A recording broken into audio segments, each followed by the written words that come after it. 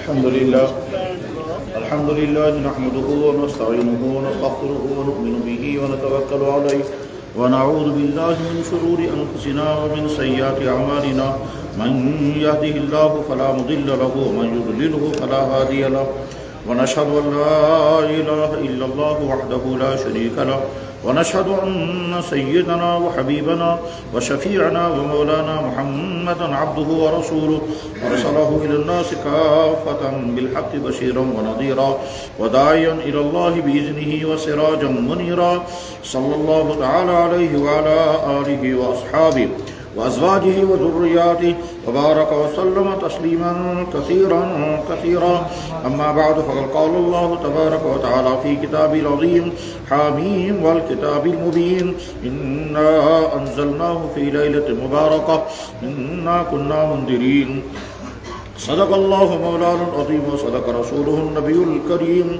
ونحن على ذلك لمن الشاهدين والشاكرين والحمد لله رب العالمين يا رب صل وسلم دائما أبدا على حبيبك خير الخلق كلهم سلام على خير الأنام وسيدي حبيب إله العالمين محمد بشير نذير هاشمي مكرم عطوف رؤوف من يسمى بأحمد ويا رب صل وسلم دائما أبدا على حبيبك خير الخلق كلهم.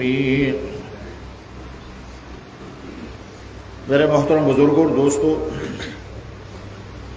اللہ نے اس کائنات میں جتنی مخلوقات پیدا فرمائی ہیں ان مخلوقات میں ہر قسم کی مخلوق میں کچھ کا درجہ اونچا رکھا، کچھ کا نیچا رکھا. مثلا اللہ جل شانہ کی اس کائنات میں سب سے مقدس ترین مخلوق انبیاء علیہ السلام، نبی. ان نبیوں میں نبوت تمام نبیوں کی برابر تھی، لیکن کچھ نبیوں کا درجہ باقی نبیوں سے اونچا ہے. اس کو قرآن نے خود بیان فرمایا، تلک الرسل فضلنا بعضهم علی بعض. یہ ہیں نبی اور یہ تمام نبی ہیں، مگر بعضوں کا درجہ دوسرے نبیوں سے اونچا ہے. ایک جگہ اللہ تعالیٰ قرآن کریم میں فرماتے ہیں لا نفرق بین احد من رسله. ہم نبیوں میں کوئی فرق نہیں کرتے، سارے نبیوں کو ہم برابر نبی مانتے ہیں، سارے نبیوں پر ہمیں ایمان رکھنا ہے. مگر یہ بھی حقیقت ہے کہ کچھ نبیوں کا درجہ اونچا ہے، کچھ نبیوں کا درجہ اونچا نہیں ہے. تلک الرسل فضلنا بعضهم علی بعض. یہ ہے نبی جن نبیوں میں سے بعضوں کا درجہ دوسرے بعضوں سے اونچا کر دیا گیا. چنانچہ 4 بڑے بڑے نبی تمام نبیوں میں منتخب ہیں. ایک حضرت ابراہیم علیہ السلام، دوسرے حضرت موسیٰ علیہ السلام، تیسرے حضرت عیسیٰ علیہ السلام اور چوتھے سید الانبیاء محمد رسول اللہ. اسی طرح سے اللہ کی اس دنیا میں ایک اہم ترین مخلوق فرشتے ہیں. یہ فرشتے نورانی مخلوق ہیں، گناہوں سے معصوم ہیں، کھانے پینے سے پاک ہیں، اللہ کی نافرمانی نہیں کرتے ہیں. قرآن کریم میں فرشتوں کا تعارف کرایا گیا، لا یعصون اللہ ما امرہم. نبی فرشتے وہ مقدس مخلوق ہیں کہ اللہ کی وہ نافرمانی بالکل نہیں کرتے ہیں. ان فرشتوں میں بھی کچھ فرشتوں کا درجہ بہت اونچا ہے. چنانچہ 4 فرشتوں کا درجہ اس کائنات میں تمام فرشتوں سے اونچا ہے. ایک حضرت جبریل علیہ السلام، دوسرے حضرت میکائیل علیہ السلام، تیسرے حضرت اسرافیل علیہ السلام، چوتھے ملک الموت جن کا نام اسرائیل بھی ہے. یہ 4 فرشتے باقی تمام فرشتوں سے افضل ہیں. اسی طرح سے اس دنیا میں اللہ کی ایک مقدس ترین مخلوق، آواز نہیں آ رہی تو میں عرض یہ کر رہا تھا کہ اس دنیا میں اللہ نے جتنی مخلوقات پیدا فرمائی ہیں ان مخلوقات میں ہر قسم کی مخلوق میں کچھ کو اونچا درجہ دیا اور کچھ کو اونچا درجہ نہیں ہے. جیسے نبیوں میں سب سے اونچا درجہ 4 نبیوں کا ہے، حضرت ابراہیم علیہ السلام، حضرت موسیٰ علیہ السلام، حضرت عیسیٰ علیہ السلام اور اخیر میں جناب محمد رسول اللہ. اسی طرح سے فرشتوں میں تمام فرشتوں سے زیادہ اونچا درجہ دیا گیا حضرت جبریل علیہ السلام، حضرت میکائیل، حضرت اسرافیل، حضرت ملک الموت جن کا نام اسرائیل بھی ہے. اسی طرح سے اس دنیا میں اللہ کے مخلوق میں بڑی اہم ترین مخلوق مسجدیں ہیں. ساری دنیا کی مسجدیں اللہ کا گھر ہیں، مگر 4 مسجدوں کا درجہ بہت زیادہ اونچا ہے. ایک ہے مسجد حرام یعنی خانہ کعبہ، دوسرا ہے مسجد نبوی یعنی مدینہ شریف کی مسجد، تیسرا ہے مسجد اقصی یعنی بیت المقدس، اور چوتھی ہے مسجد قباء. مسجد قباء مدینہ شریف کی مسجد ہے. تو 4 مسجدوں کا درجہ دنیا کی تمام مسجدوں سے اونچا ہے. اسی طرح سے اللہ کی اس مخلوق میں پہاڑ بے شمار ہیں، لیکن 4 پہاڑوں کا درجہ بہت زیادہ اونچا ہے. ایک کوہ طور جس پر حضرت موسیٰ علیہ السلام پر وحی نازل ہوئی تھی، اور وہ طور آج بھی موجود ہے، اور وہ درخت بھی موجود ہے جس درخت کے اندر سے آگ جل رہی تھی، اور اس درخت کے اندر سے آواز آئی تھی اللہ کی طرف سے اننی انا اللہ، میں تمہارا رب ہوں، میری عبادت کرو. تو کوہ طور.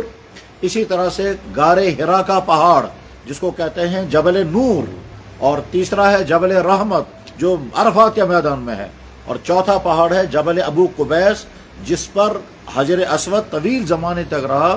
اور اس جبل ابو قبیس پر، پہاڑ ابو قبیس پر اللہ کے نبی علیہ السلام نے سب سے پہلے اعلان کیا تھا کہ میں اللہ کا نبی ہوں. تو دنیا کے تمام پہاڑوں میں افضل ترین پہاڑ 4 ہو گئے. نبیوں میں 4 نبی افضل، فرشتوں میں 4 فرشتے افضل، مسجدوں میں 4 مسجدیں افضل، پہاڑوں میں 4 پہاڑ افضل. بس ٹھیک اسی طرح سے اللہ نے دنیا کے انسانوں کی ہدایت کے لیے کتابیں بھیجی ہیں، اور وہ 104 کتابیں ہیں، لیکن ان تمام کتابوں میں افضل ترین کتابیں 4 ہیں: تورات، انجیل، زبور اور قرآن کریم. بس تمام مخلوقات کا معاملہ ایسا ہی ہے. جیسے اللہ نے پتھر پیدا فرمائے ہیں، سب سے مقدس ترین پتھر حجر اسود ہے. اللہ نے پانی پیدا فرمایا، اس دنیا میں سب سے مقدس ترین پانی زمزم کا پانی ہے.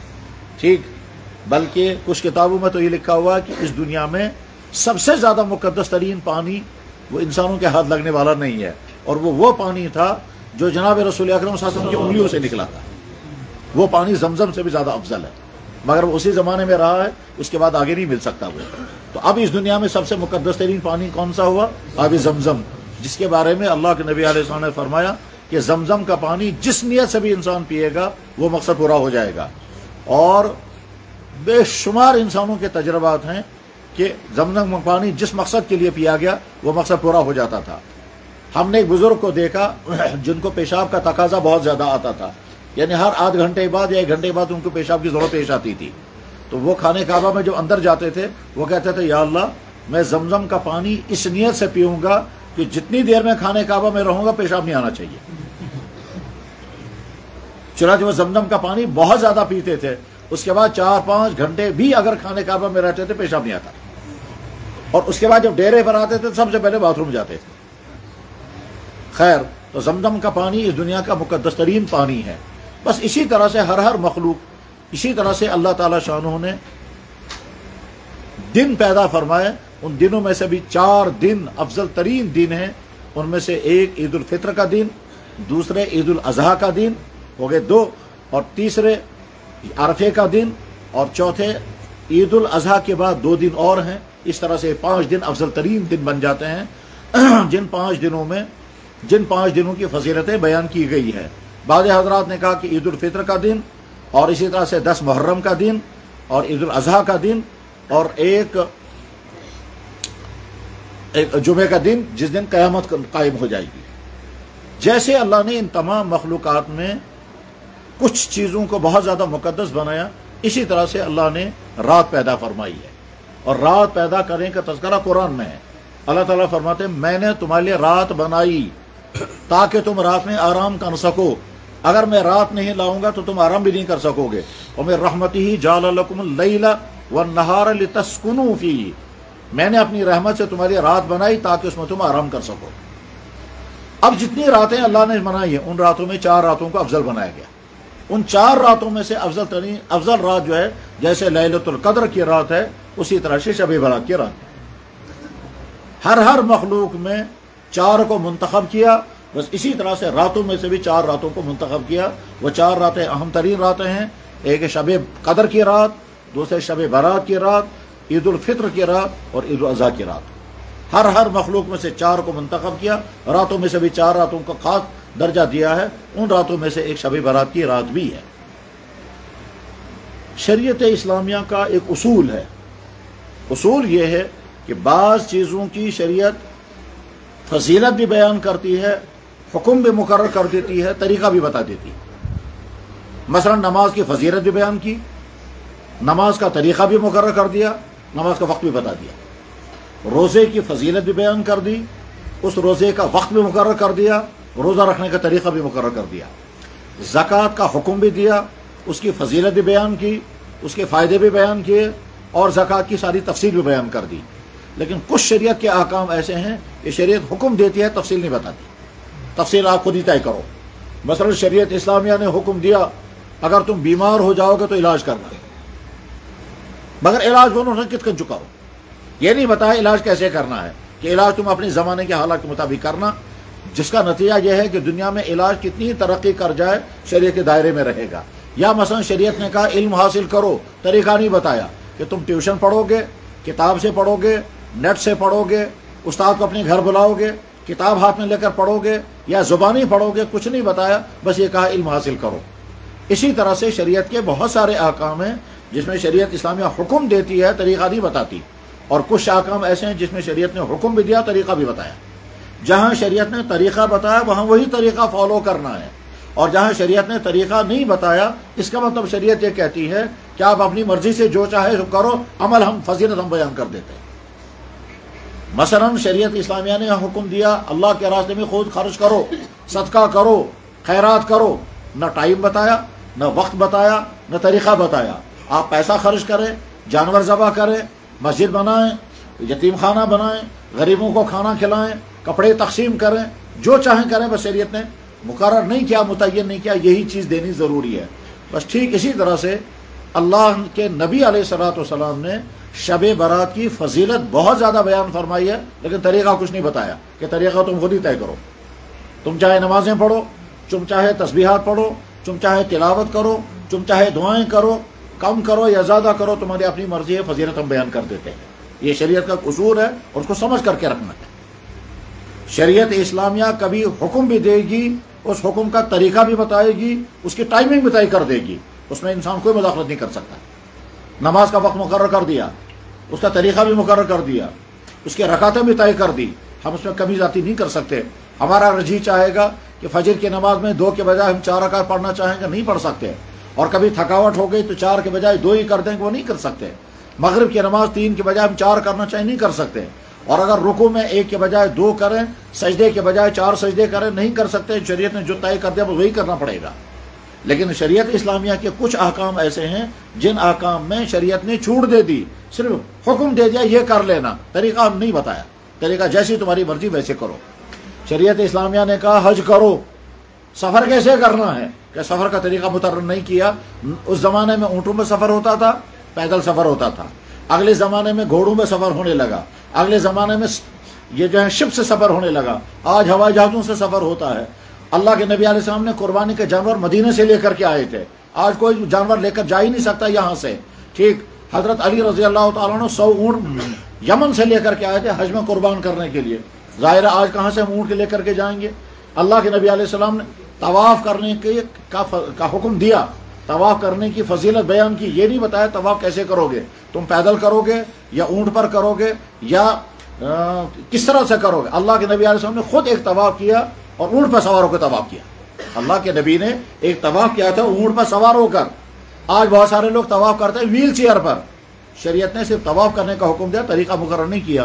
بس ٹھیک اسی طرح سے یہ جو رات ہے شب برات کی رات، اس شب برات کی رات کی فضیلت اللہ کے نبی نے خوب بیان فرمائی. یہ جو فضیلت بیان فرمائی ہے اس کی حدیثیں موجود ہیں. ہمارے بہت سارے بھائی یہ سمجھتے ہیں کہ شب برات کی کوئی فضیلت نہیں ہے، اور بہت سارے بھائی جو اپنی طرف سے طرح طرح کے اعمال بھی کرتے ہیں. تو یہ بھی صحیح نہیں ہے اور وہ بھی صحیح نہیں ہے. شب برات کی فضیلت کیا ہے؟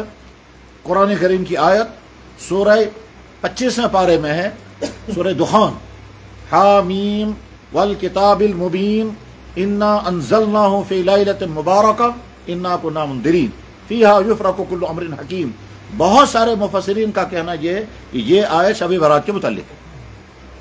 تمام مفسرین نہیں کہتے، بہت سارے مفسرین یعنی کچھ، ان کا کہنا ہے کہ یہ آیت جو ہے وہ شب برات کے متعلق ہے.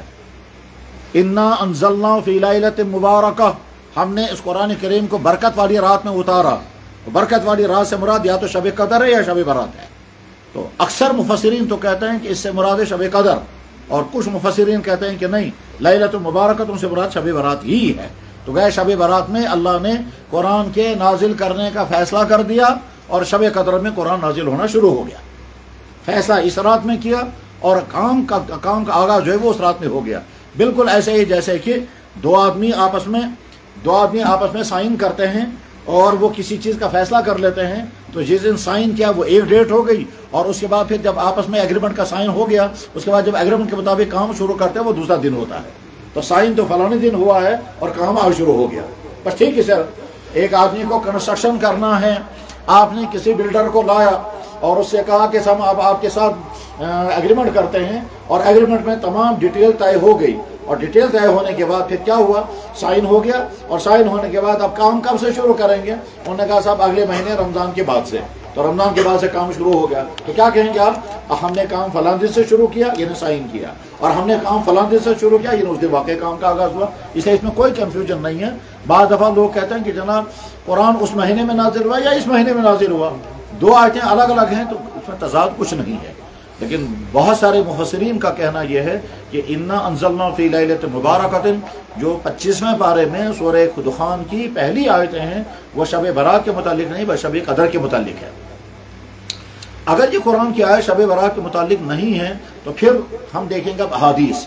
तो हदीस की जितनी किताबें हैं उन किताबों में अक्सर किताबों के अंदर शब बारात की फजीलत की हदीसें मौजूद हैं।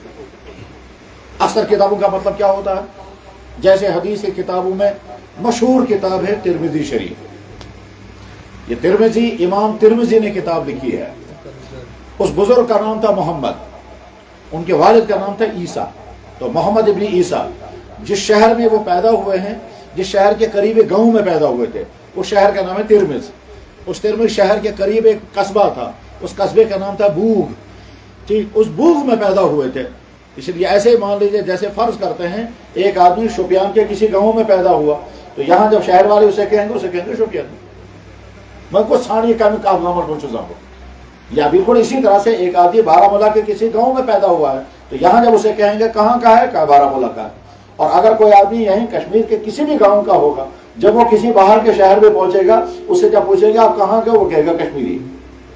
तो बस ठीक इसी तरह से इमाम तिरमिज़ी रहमतुल्लाह ताला तिरमिज़ शहर के करीब एक गांव बूग में पैदा हुए, और नाम उनका रखा गया था मोहम्मद। तिरमिज़ी थे, इसलिए किताब का नाम भी तिरमिज़ी शरीफ हो गया, उसमें हदीस मौजूद है।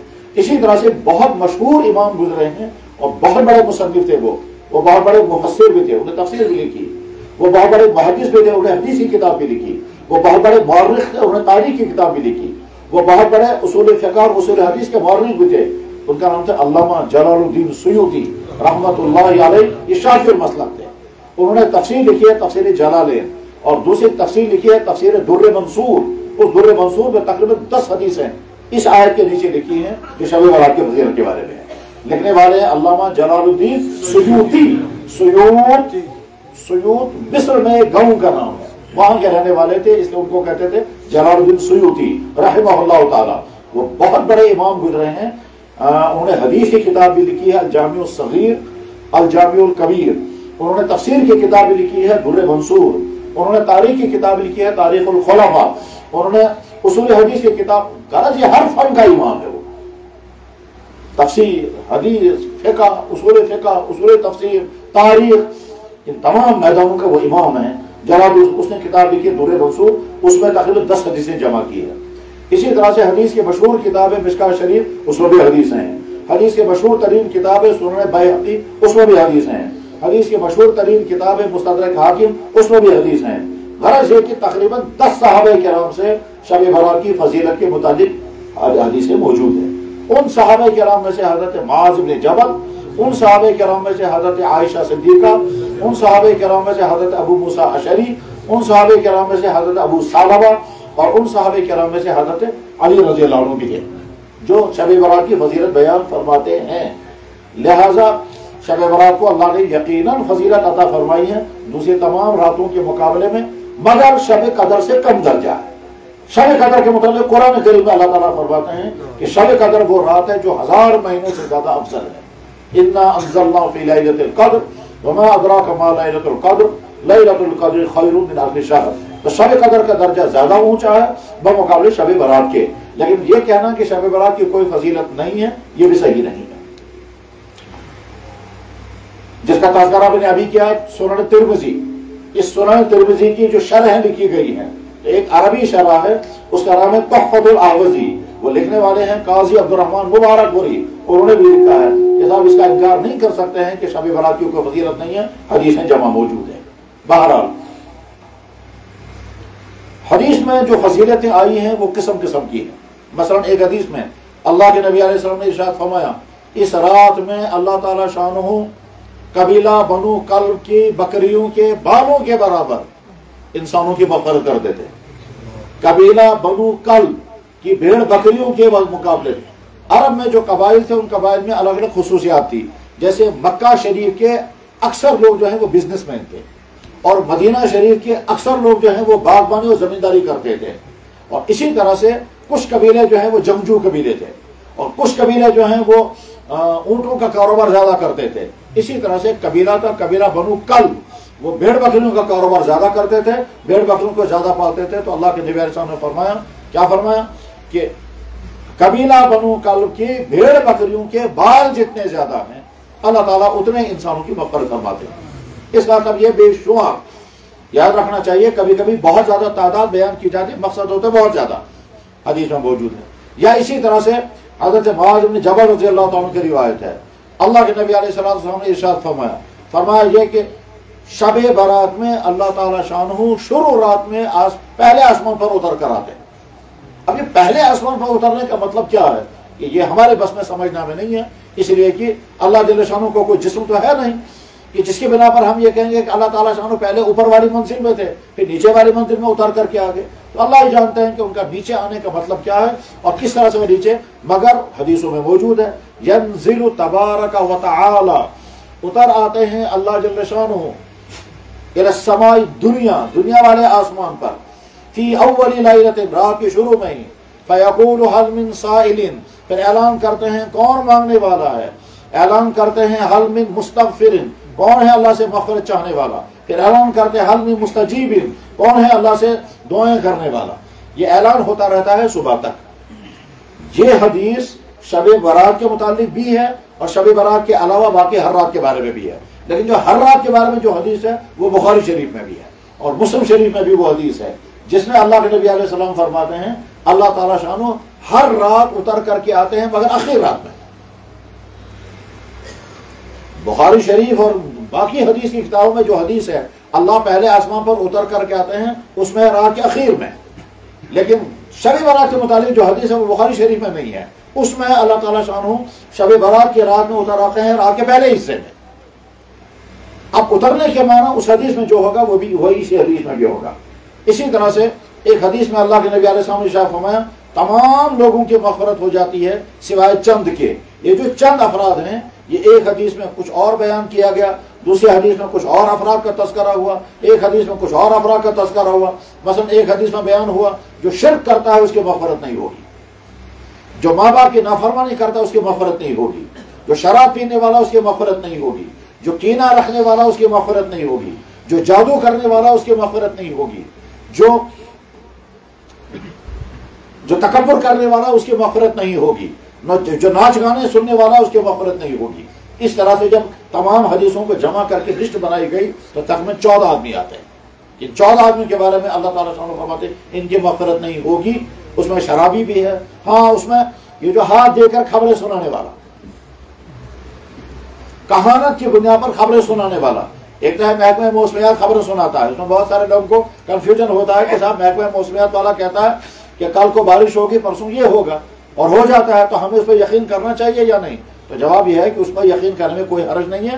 بالکل اسی طرح سے جس طرح سے ڈاکٹر یہ کہتا ہے کہ آپ یہ دوائی استعمال کریں گے تو آپ کے آگے یہ ہوگا، اگر آپ یہ دوائی استعمال کریں گے تو آپ کو الرجی ہو جائے گی، اگر آپ یہ دوائی استعمال کریں گے تو اس میں سائڈ افیکٹ ہوگا، اگر آپ یہ چیزیں، تو اس میں کوئی غیب کی خبریں نہیں ہیں، یہ تجربات کی بنیاد پر ہیں. اس لیے یہ کوئی منع چیز نہیں ہے. محکمہ موسمیات کے لوگ جو ہیں وہ کوئی غیبی خبریں نہیں سناتے ہیں دراصل موسم کے ضابطے ہیں، اور وہ موسم کے ضابطے ہم بھی پڑھیں گے، ہم بھی وہی بتائیں گے۔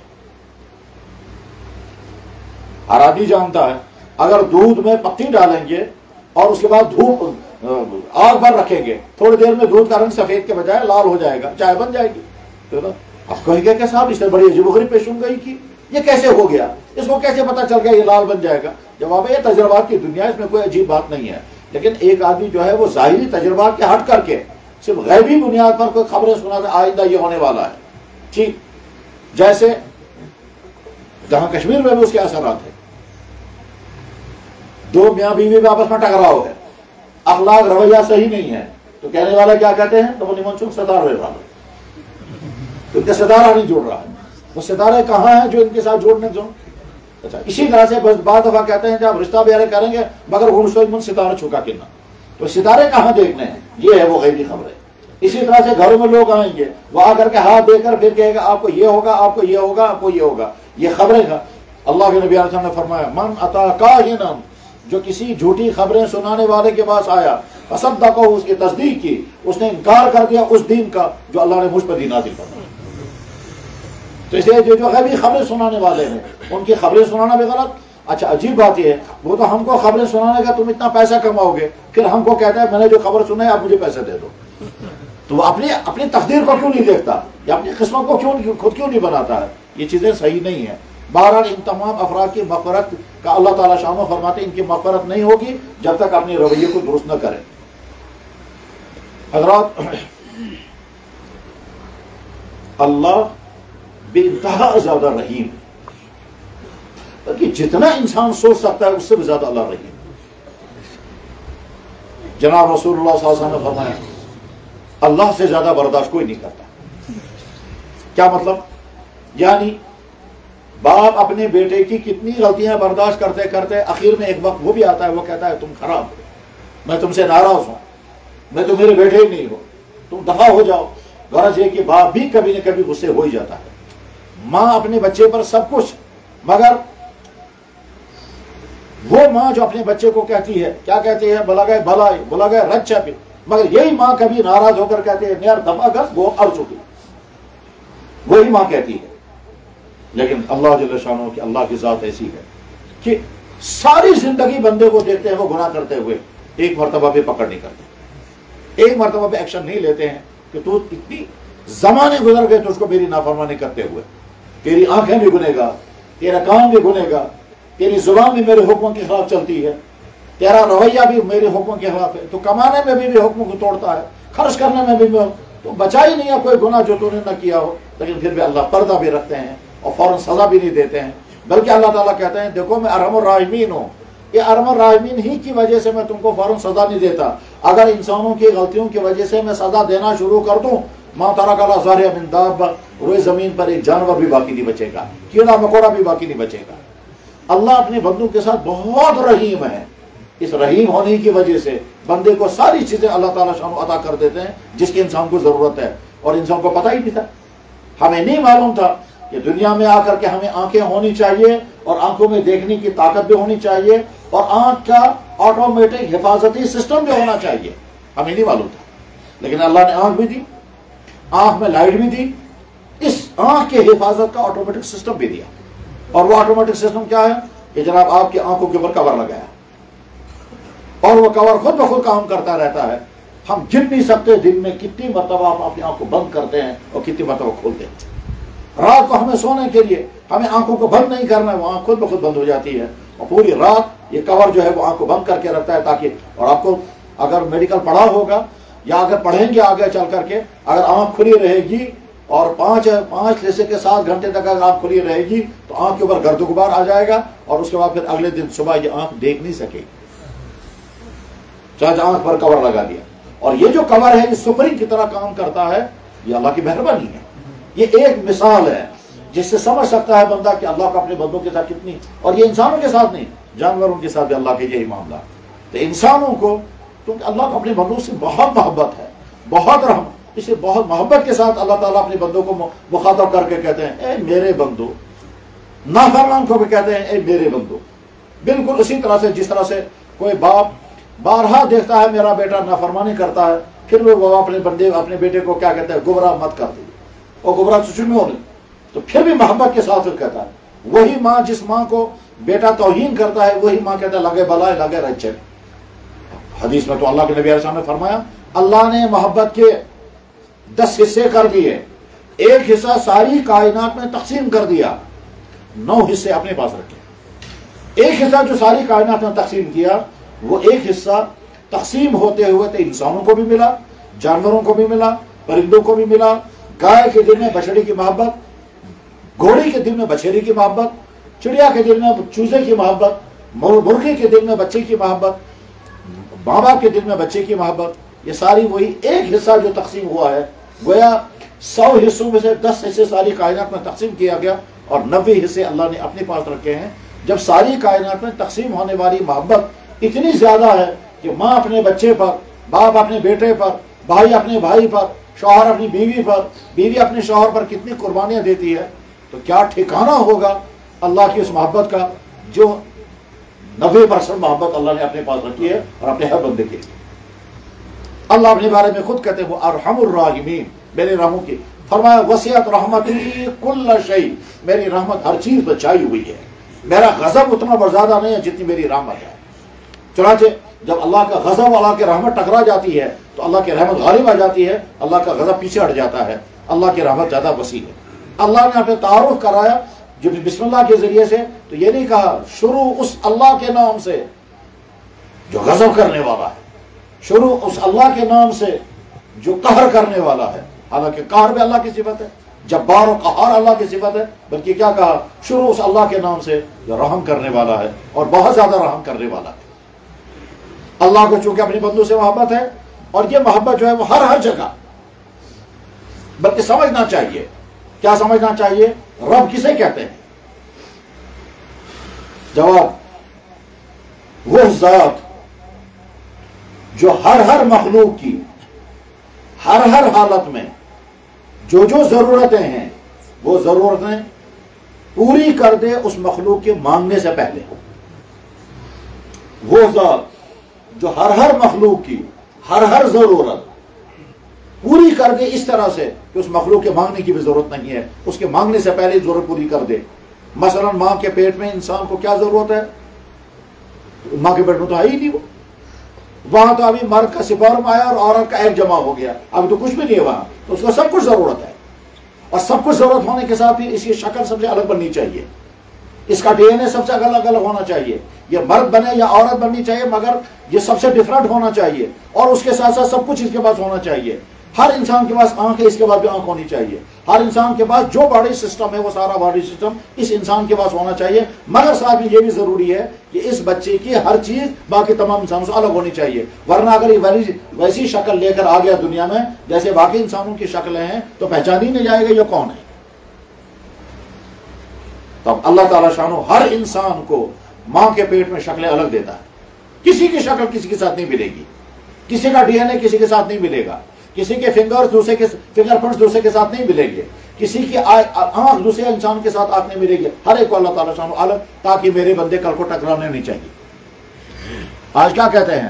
آنکھوں کا پیشاب کارڈ بنانا ہے، آنکھوں کا فوٹو لے لو۔ دنیا کے بڑے بڑے ایئرپورٹوں پر آنکھوں کا فوٹو لیتے ہیں، کیوں آنکھوں کا فوٹو لیتے ہیں؟ کہ صاحب فنگرز میں تو چانس ہیں کہ لاکھوں میں سے 2 آپس میں میچ کر جائیں گے، لیکن آنکھوں میں کوئی چانس نہیں، ہر آنکھ انسان کی آنکھ الگ الگ ہے۔ تو اللہ جل شانہ رحیم ہے، اس لیے ہر انسان کی ساری ضرورتیں پوری کر دی ماں کے رحم میں۔ اب دنیا میں انسان آیا، دنیا میں آنے کے بعد اب اس انسان کو جو ضرورت ہے، انسان وہ ضرورت پوری نہیں کر سکتا، کرے گا بھی کیسے؟ اس انسان کو غذا چاہیے، غذا، اور وہ غذا ہونی چاہیے ایسی جو اس کے ڈائجسٹو سسٹم کے ٹھیک مطابق ہو، اور وہ ماں کا دودھ ہے۔ اگر اللہ تعالیٰ شامہ اپنے بندے کے لیے ماں کا دودھ پیدا نہیں کریں گے، دنیا کی کوئی طاقت ماں کی چھاتی میں دودھ پیدا نہیں کر سکتی۔ اور جب کسی ماں کی چھاتی میں دودھ نہیں آتا ہے، ڈبے کا دودھ پلاتے ہیں، تو آپ کو معلوم ہے انجام کیا نکلتا ہے، طرح طرح کے انفیکشن ہوتے ہیں، اور اس کے بعد ڈب دودھ پلا کر کے نتیجہ کیا نکلتا ہے؟ کم سے کم اس بچے کے دل میں اپنی ماں کی محبت کبھی آئی نہیں سکتی، اور ماں کے دل میں بھی بچے کی ویسی محبت نہیں آئے گی جیسی محبت اپنا دودھ پلانے سے ہوتی۔ تو اللہ تعالیٰ شامل بچے کے لیے دودھ کا انتظام کر رہے ہیں، وہ رب ہے، اللہ نہیں کرے گا، دنیا میں کوئی انسان کر نہیں پائے گا۔ چلیے سب ٹھیک ہے، دودھ آ گیا۔ اب دودھ آنے کے بعد بہت اہم ترین مسئلہ ہے کہ یہ بچہ خود دودھ چوسنا چاہیے، پینا چاہیے، یہ کچھ پانے ضرور دوں، یہ کچھ دودھ چون بالی، بچہ خود پینا چاہیے۔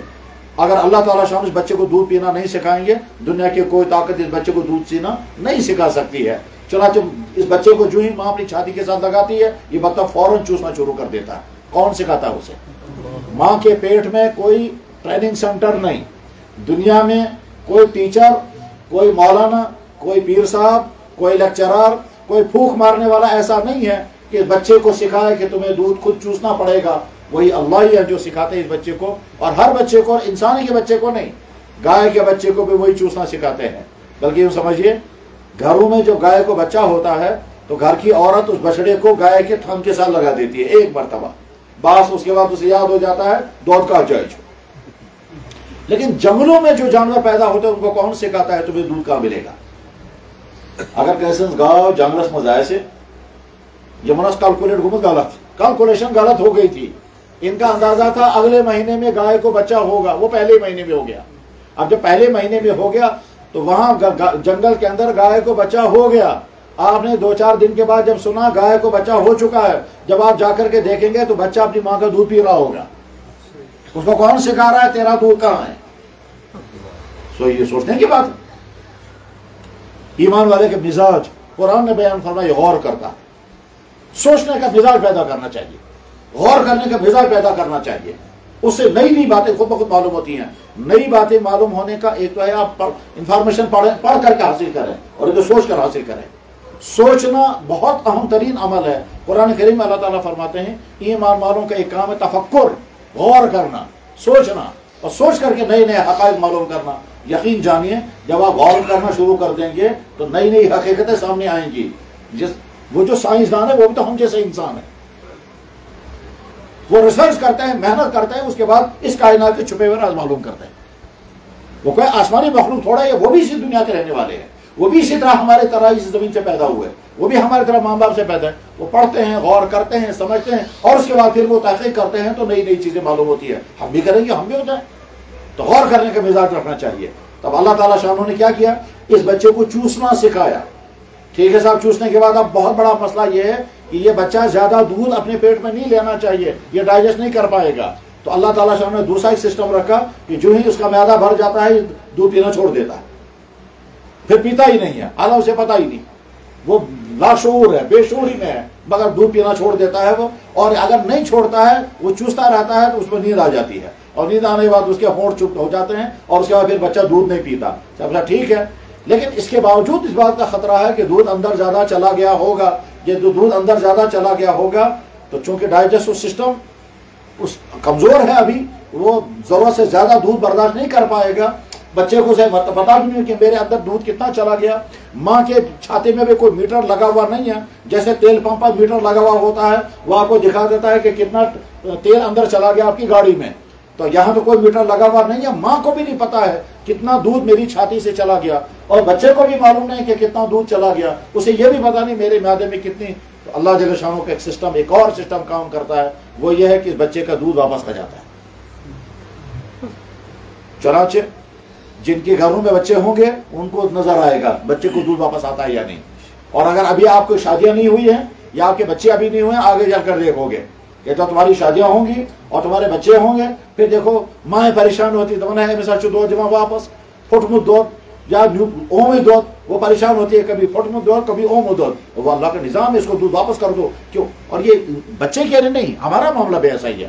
اگر کبھی آپ نے کھانا کھایا اور معدہ ٹھنڈا ہو گیا اور جناب فوڈ پوائزنگ ہو گئی، اس فوڈ پوائزنگ کا آخری علاج کیا ہے؟ یہ کھانا واپس آ جانا چاہیے، اور جب واپس آئے گا تو آپ مصیبت سے بچ جائیں گے، ورنہ اگر وہیں رہا تو بہت مصیبت ہے اور طرح طرح کی دوائیاں کھانی پڑتی ہیں۔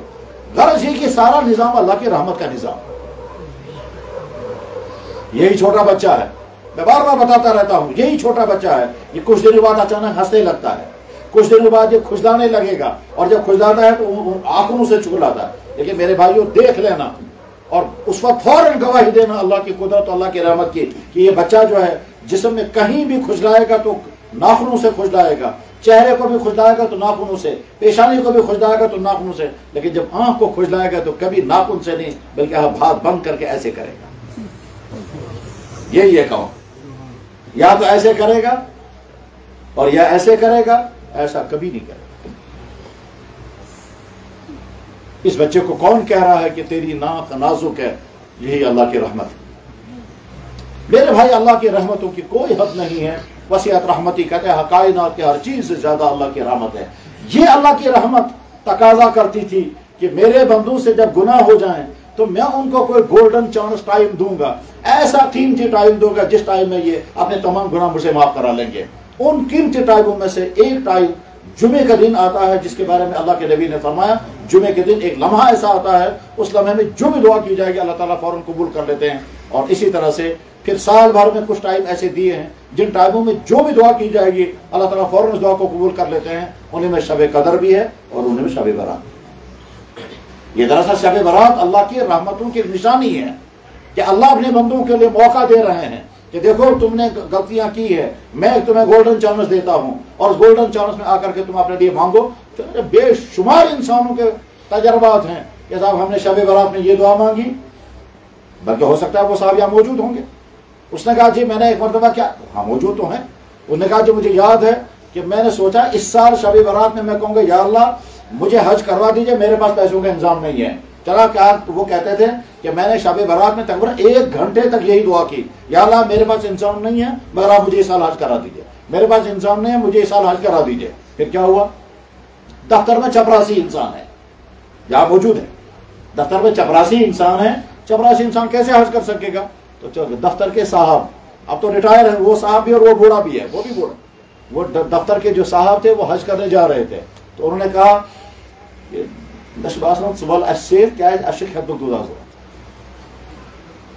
دفتر کے صاحب کو حج کرنے جانا تھا اور وہ چاہتے تھے اپنی بیوی کو ساتھ لے جائیں مگر کوئی سرونٹ ساتھ چاہیے۔ انہوں نے بہت غور کرنے کے بعد کہا یہ ہمارے گھر بار بار آتا رہا ہے، کیونکہ وہ دفتر میں چپراسی ہے، اس کو گھر گھر اپنے گھر بھیجتا تھا، کبھی سامان لیتا تھا، کبھی اس کی بیوی بھی کہتا ہے وہ بہت اچھا آدمی ہے اسی کو ہم ساتھ لیں گے۔ چنانچہ انہوں نے کہا ہمیں حج کرنے کے لیے جانا ہے اور گورنمنٹ کا ٹکٹ ہم خود نکلوائیں گے، ہمارا نام بھی ہے، تم ہمارے لیے وہاں کھانا بھی تیار کرنا اور ہماری تم خدمت کرنا۔ اس نے کہا بہت اچھا، میری لاٹری نکل گئی، چلا گیا حج کرنے کے لیے۔ یہاں موجود ہے غرض یہ کہ اللہ جل شانہ اس رات میں دعائیں قبول کرتے ہیں، اور ویسے اللہ تعالیٰ شانوں کی دعاؤں کے قبول کرنے کا تعلق صرف ٹائمنگ کے ساتھ ہی نہیں ہے۔ اللہ قرآن کریم میں فرماتے ہیں ادعونی استجب لکم، تم مجھ سے مانگو میں تمہیں ضرور دوں گا۔ اللہ کے وعدے جھوٹے وعدے نہیں ہو سکتے۔ ابھی پچھلے مہینے واقعہ ہوا جو میں نے پڑھا اور عرب ملک میں ہوا۔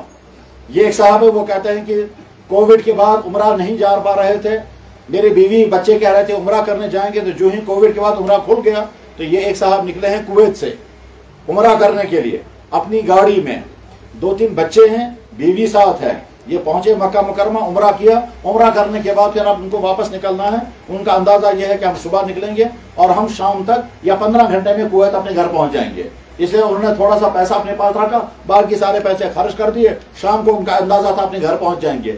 جیب میں اتنا پیسہ رکھا ہے جس سے راستے میں کسی ہوٹل میں کھانا کھا سکے۔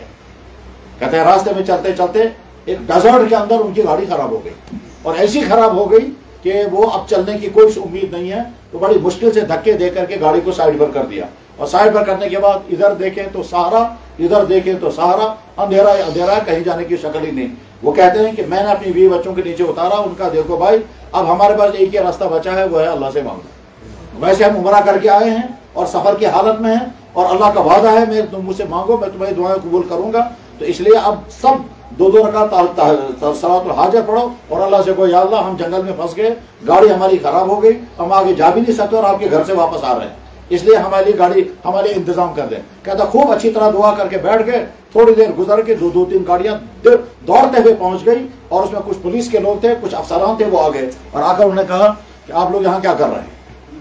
انہوں نے کہا جناب ہماری گاڑی خراب ہو گئی ہے۔ کہنے لگا بہت اچھے، ہم کو گورنر صاحب نے بھیجا ہے کہ فلاں جگہ گاڑی خراب ہو گئی ہے، وہاں کچھ لوگ ہیں ان کو معلوم کرو کیا بات ہو گئی، تو آپ لوگ جلدی اٹھو، فی الحال آپ گورنر صاحب کے گیسٹ ہاؤس میں رات گزارو گے، گاڑی ہم خود ہی ٹھیک کرائیں گے، آپ چلو بلا۔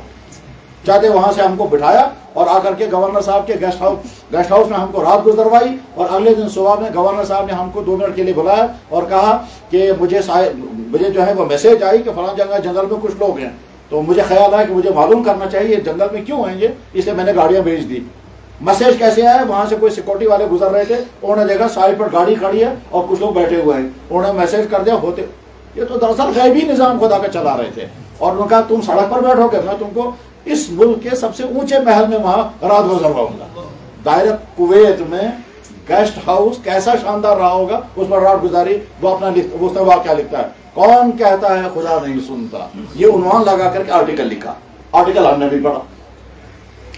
जब आर्टिकल उसने लिखा तो उसके दोस्त ने खत लिखा, कहने लगा मैं भी अपना वाक्य सुनाता हूँ, अल्लाह ताला कैसे हमारी दुआ कबूल करता है।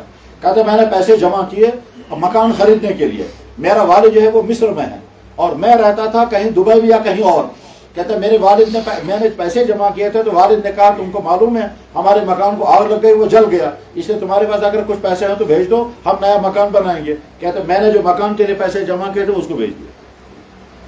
उसके बाद मैंने कहा या अल्लाह, मैंने कई साल तक मकान के लिए पैसे जमा किए तो हमारे पास नहीं है। और उसके बाद फिर किराए के मकान में बैठने लगे, किराए के मकान में बैठने लगे। एक दिन मेरे दोस्त ने मुझे बुला करके कहा कि हमारा मकान है वो हमने वो एक गवर्नमेंट की हाउसिंग स्कीम है और वो हाउसिंग स्कीम लेकर के हमने मकान बनाया है। मैं चाहता हूँ कोई आदमी वो स्कीम खरीद ले और मैं नई बस्ती में जाकर के नया मकान खरीदना चाहता हूँ, लेकिन जब तक ये स्कीम मेरी खत्म नहीं हो जाएगी मैं नया मकान खरीद नहीं सकता। मेहरबानी करा आप वो मकान जो है वो आप ले लो और हाउसिंग स्कीम आपके नाम कर देंगे। ये कहता है मैंने उससे कहा यार मेरे पास तो गुंजाइश ही नहीं है, न मेरे पास पैसा है, तो हाउसिंग स्कीम का मकान लेकर के मैं पैसे कैसे अदा करूंगा। उन्होंने कहा तुम्हें लेना पड़ेगा वरना मुझे वो मकान नहीं मिल सकता, इसलिए तुम ले लो बाद में देखेंगे। क्या लगा मैंने बीवी से मशवरा किया तो बीवी से मशवरा करने के बाद कहा भाई हाउसिंग स्कीम का मकान तो हम लेंगे मगर पैसे कहाँ से लाएंगे, पैसे है ही नहीं हमारे पास। उधर से मेरा जॉब भी छूट गया था। क्या लगा बीवी ने कहा चलो अल्लाह का भरोसा करके हम रात को दुआएं करेंगे। कहते हैं हमने आधी रात के बाद दुआ शुरू कर दी, 100 रकातें नफलें पढ़ी और उसके बाद फिर दुआ की। और साहब ने कहा या अल्लाह हमने सुना है हदीस में आप रात के आखिर में पहले आसमान पर उतर करके दुआएं करते हैं, दुआएं कबूल करते हैं। आप आसमान पर उतर आए होंगे, हम सवाल कर रहे हैं हमारे मकान का फैसला कर दीजिए और हम ये जो हाउसिंग स्कीम का मकान लेना चाहते हैं इसके लिए दुआएं की। अगले दिन सुबह करके कहा जी बहुत अच्छा दे दो आप मकान ले लिया। अब हाउसिंग स्कीम का कई लाख डॉलर या कई लाख रियाल इसके नाम पर चढ़ गया, कागजात वहां इसके नाम पर मुंतकिल हो गए। उस आदमी ने जाकर दूसरा मकान खरीदा। अब इसको कई लाख डॉलर देने हैं या कई लाख रियाल लेने होंगे, रियाल या डॉलर वो मुझे याद नहीं है। कहता है मैं सोचता रहा कैसे हम ये पैसा अदा करेंगे। तो इसी में इराक और कुवैत की जंग हो गई और इराक और कुवैत की जब जंग हो गई तो कुवैत के सरबराहों ने कहा यहाँ के अवाम हमारी मदद करे, हम आगे चलकर ये करेंगे। उसके बाद जो कुवैत की वो जंग कुवैत इराक की जंग जब खत्म हो गई, जंग खत्म होने के बाद अचानक कुवैत के बादशाह ने ऐलान किया कि गवर्नमेंट स्कीमों की बुनियाद पर जिनको हाउसिंग लोन की बुनियाद पर मकान दिए हैं वो हमने सारे माफ कर दिए। कहता मेरा मकान मुफ्त में मुझे मिल गया। अब मुझे याद आया वो रात भर जो हमने नफलें पड़ी थी उसे मकान के देते मुझे। कहता मेरा सिर्फ 2,500 रियाल मेरे खर्च हुए कागजात ठीक करने में, बाकी कुछ नहीं। और 1.5 लाख डॉलर या 1.5 लाख रियाल का मकान उनको मुफ्त मिल गया। कौन कहता है अल्लाह दुआएं कबूल नहीं करते? मेरे भाई यकीनन अल्लाह ताला शान दुआएं कबूल करते हैं। एक डॉक्टर, एक मुसलमान मुल्क का डॉक्टर, उसकी बीवी उसे कहती थी हम हज करना जाना चाहते हैं, आप तैयारी करो। डॉक्टर कहता है यार देखो हलाल जरिए से पैसा जो है वो ज्यादा नहीं मिलेगा, थोड़ा थोड़ा मैं जमा करता हूँ। अब जब बहुत जमा हो गए, बीवी ने कहा मैं अपने जेवर बेचूंगी, तुमने हम वहां नर्सिंग होम से पैसा जमा किया तो हम दोनों हज करने जाएंगे। कहता है मैं एक दिन अपने प्राइवेट उसी नर्सिंग होम से बाहर निकल रहा था तो मैंने देखा एक औरत अपने जवान बेटे को जिसकी डायलिसिस हो रही थी उसको बाहर निकाल रही थी। मैंने उसे पूछा आपने इसको बाहर क्यों निकाला? कहने लगा मेरे पास और डायलिसिस करने का पैसा नहीं है और पुरानी डायलिसिस का मैं पेमेंट भी नहीं कर सकती, तो मेरे पास पैसा ही नहीं है, इसलिए मैं तो निकाल रही हूँ उसको। कहता मैंने उससे कहा इस बच्चे की किडनियां फेल हैं और ये मर जाएगा। उसने कहा मर जाएगा तो क्या करूंगा, मेरे पास पैसा ही नहीं है और पहली डायलिसिस की पेमेंट भी बाकी है, तो नई डायलिसिस कहां से करूंगा मैं, इसे मैं नहीं कर सकता। कहता मुझे ख्याल आया कि मुझे जवान की जान बचानी चाहिए। मैंने कहा तुम वापस ले आओ और मैंने जो हज के लिए पैसा जमा किया था मैंने जाकर के उसकी पहली वो पेमेंट भी करा दी और नए पेमेंटों के लिए नई डायलिसिस के लिए पैसा उसके हवाले कर दिया और बीवी को फोन कर दिया और बीवी को फोन करके कहा हमारा हज का प्लान फेल हो गया। उसने कहा क्यों? कहा इसलिए कि मैंने जो पैसा जमा किया था वो मैंने खर्च कर दिया एक बच्चे की जान बचाने के लिए। अब बीवी या तो नाराज हो गई या क्या बहरहाल हुई, तो वक्त गुजर गया, बीवी नाराज बैठी हुई है, ڈاکٹر صاحب کا اپنا پیسہ ختم ہو چکا ہے، وہ حج کرنے جا نہیں سکتے۔ نرسنگ ہوم یعنی پرائیویٹ ہسپتال کا جو مالک تھا، اس مالک نے اپنی بیوی سے کہا کہ ہم بوڑھے ہو چکے ہیں، اولادیں بھی بڑی ہو گئی ہیں، اگلے سال اور زیادہ بوڑھے ہو جائیں گے، اور ادھر سے تم بھی بیمار رہتی ہو، شوگر بھی ہے، پریشر بھی ہے، یہ بھی ہے، فلاں بھی ہے، میں بھی بڑھاپے میں ہوں، تو ہم حج کرنے جائیں گے، بہتر ہے اسی سال چلے جائیں۔ بیوی نے کہا ٹھیک ہے، اگلے سال اور زیادہ کمزور ہو گئے ہوں گے، تو کہا ٹھیک ہے جائیں گے، لیکن ہم کو کوئی ڈاکٹر بھی ساتھ لینا پڑے گا کیونکہ ہم دونوں بوڑھے ہیں۔ انہوں نے کہا ٹھیک ہے۔ اب سوچتے رہے اپنے ہسپتال میں سے کسی ڈاکٹر کو، تو ہوتے ہوتے اسی کو فون کیا کہ ہم حج کرنے کے لیے جا رہے ہیں، کیا آپ مہربانی کریں گے، آپ ہمارے ساتھ حج کرنے کے لیے چلیں؟ اس نے کہا جی میں تو ضرور چلوں گا، مگر میرے پاس پیسہ نہیں ہے۔ انہوں نے کہا پیسہ ہم صاحب بعد میں واپسی پر کریں گے، فی الحال آپ ہمارے ساتھ حج کرنے کے لیے چلو، کیونکہ حج کے لیے ہمیں کسی صاحب کے ڈاکٹر کی ضرورت ہے، ہم دونوں بوڑھے ہیں۔ بہادر ڈاکٹر صاحب نے بیوی کو کہا حج کا راستہ نکل گیا، اب بتا پیمنٹ واپسی پر کرنی ہے۔ چلیے صاحب ٹھیک ہے، بیوی نے بھی پیسہ دے دیا زیورات کا، اور اس کے بعد جب حج کرنے کے لیے گئے، اس پورے حج میں وہ دونوں میاں بیوی بالکل ٹھیک رہے، ان ڈاکٹروں کی ان کو ضرورت ہی نہیں پڑی، مگر ان کے سارے خرچے انہوں نے پورے کیے۔ واپس آ کر کے اب جو مبارکباد ان کا زمانہ ختم ہو گیا، تو ہسپتال کے مالک نے ڈاکٹر کو فون کیا جلدی آ جاؤ تمہارے ساتھ حساب کرنا ہے۔ تو ڈاکٹر صاحب کہتے ہیں میں پریشان ہو گیا، اب میں حساب کروں گا تو کیسے کروں گا، میرے پاس تو پیسہ ہی نہیں ہے۔ کہتے ہیں میں چلا گیا اور جا کر کے میں ڈاکٹر صاحب، اس نے ہسپتال کے مالک نے کہا ڈاکٹر صاحب آپ ہمارے ساتھ حج میں آئے، آپ کی بیوی بھی آئی، آپ لوگوں نے بڑی ہماری خدمت کی، ہم بہت خوش واپس آئے ہیں اور سارا حج ٹھیک طرح سے کیا، تو آپ نے بڑی مہربانی کی ہے۔ اب آپ یہ بتاؤ، ایک تو پچھلے 1-1.5 مہینے کی آپ کی تنخواہ ہمارے ہسپتال میں باقی ہوگی، ایک تو تنخواہ آپ کو ملے گی، آپ یہ بتاؤ اس ہمارے ساتھ جو آپ نے خدمت کا کام کیا ہے ہم اس کے لیے آپ کو کیا دیں گے؟ ڈاکٹر کہتا ہے سر میں تو آپ سے کیا لوں گا، میں تو یہیں سے شکر گزار ہوں آپ کا، اور دراصل معاملہ یہ ہوا۔ اس نے کہا کیا معاملہ ہوا؟ کہنے لگا ہمارے ہاسپٹل میں ایک جوان بچہ کڈنی فیلئر تھا، اس کی ڈائلیسس چل رہی تھی، اس کی ماں پریشان تھی، اور میں نے جو پیسہ حج کے لیے جمع کیا تھا وہ میں نے اس کو لگا دیا اس کی جان بچانے کے لیے، اس لیے میں مایوس تھا، اور بیوی بھی ناراض ہو گئی تھی۔ پھر آپ نے جب یہ کہا چلو ہمارے ساتھ حج کرنے، تو ہم تو بڑے شکر گزار ہیں، ہمارا مفت میں حج ہو گیا۔ جب اس نے سنا ہمارے ہسپتال میں کوئی لڑکا کڈنی فیلئر، اس کی ڈائلیسس چل رہی تھی، اس نے فوراً فون کھڑکایا اور وہاں ہسپتال والوں سے کہا فلاں مہینے کا رجسٹر نکالو، کون کون پیشنٹ تھا وہاں، اور اس میں دیکھو اسلام کا پیشنٹ کون سا ہے۔ جہرحال اس بچے کا نام جب نکالا گیا تو صاحب نے آرڈر نکالا ہمارے ہسپتال میں اس بچے کی ڈائلیسس ہوئی ہے، جتنا اس بچے کا پیسہ لگا وہ سارا بچے کو واپس کر دو، اور اس ڈاکٹر صاحب کا جتنا پیسہ ہے وہ ڈاکٹر صاحب کو واپس کر دو۔ ٹھیک، اب ڈاکٹر صاحب کا پیسہ بھی واپس آ گیا، حج بھی ہو گیا۔ اللہ کی طاقت کی، یہ ڈاکٹر صاحب نے خود کا بیان کیا، اور یہ مسلمان ملک کا اس طرف کا۔ غرض یہ کہ یہ کبھی خیال نہیں کرنا چاہیے کہ اللہ تعالیٰ نہیں سنتے ہیں، یقیناً اللہ سنتے ہیں۔ تو جب اعلان ہو رہا ہوگا کہ فلاں رات میں ہم اپنے بدو کی سنتے ہیں، تو آج کی رات وہی ہے۔ اس لیے اصل میں تو شب برات میں کوئی بیان نہیں ہونا چاہیے، شب برات میں تو کام کرنے کا۔ یہاں کشمیر میں مزاج ہے شب برات میں آج یہ رات تو گزاریں گے گھر میں، کیسے شب کروں 10 بجے تک گھر گیر بھی، تو رات تو شروع ہوتی ہے غروب آفتاب سے، تو کام تو شروع کرنا چاہیے تو غروب آفتاب کے وقت سے ہی۔ لیکن بہرحال یہاں کا مزاج ہے کہ ترغیب دی جاتی ہے۔ ہمارا یہاں کا معاملہ یہ ہے آدھی رات گزاریں گے گھر میں، اس کے بعد پھر نماز پڑھنے کے لیے آئیں گے، پھر کوئی عالم یا کوئی مولانا صاحب جو ہے وہ 1-2 گھنٹے بیان کریں گے، 1-2 گھنٹے بیان کر کے کچھ جسم گزر گیا، اور بعض دفعہ مسجدوں میں پھر چاہے قہوے اور حلوے بھی آتے ہیں، 8-9 گھنٹہ اس میں گزر جاتا ہے، پھر 2-4 رکعتیں پڑھ کر دعا کر کے خوش ہو کر کہتے ہیں ایسے کور اصل بٹ شب۔ اصل شب تو یہ ہے کہ ساری رات انسان جاگے، اور ساری رات جا کر کے پھر براہ راست بندہ اپنے اللہ کے ساتھ جڑے، اس میں چاہے نمازیں پڑھیں، چاہے تلاوت کریں، چاہے تسبیح کریں، اور سب سے زیادہ بہتر یہ ہے کہ دعاؤں میں ساری چیزیں جمع ہو جاتی ہے۔ بندہ اللہ کے سامنے عاجزی کرتا ہے، گڑ گڑاتا ہے، اور اللہ کو سب سے زیادہ پسند کیا ہے؟ بندہ میرے سامنے گڑ گڑائے۔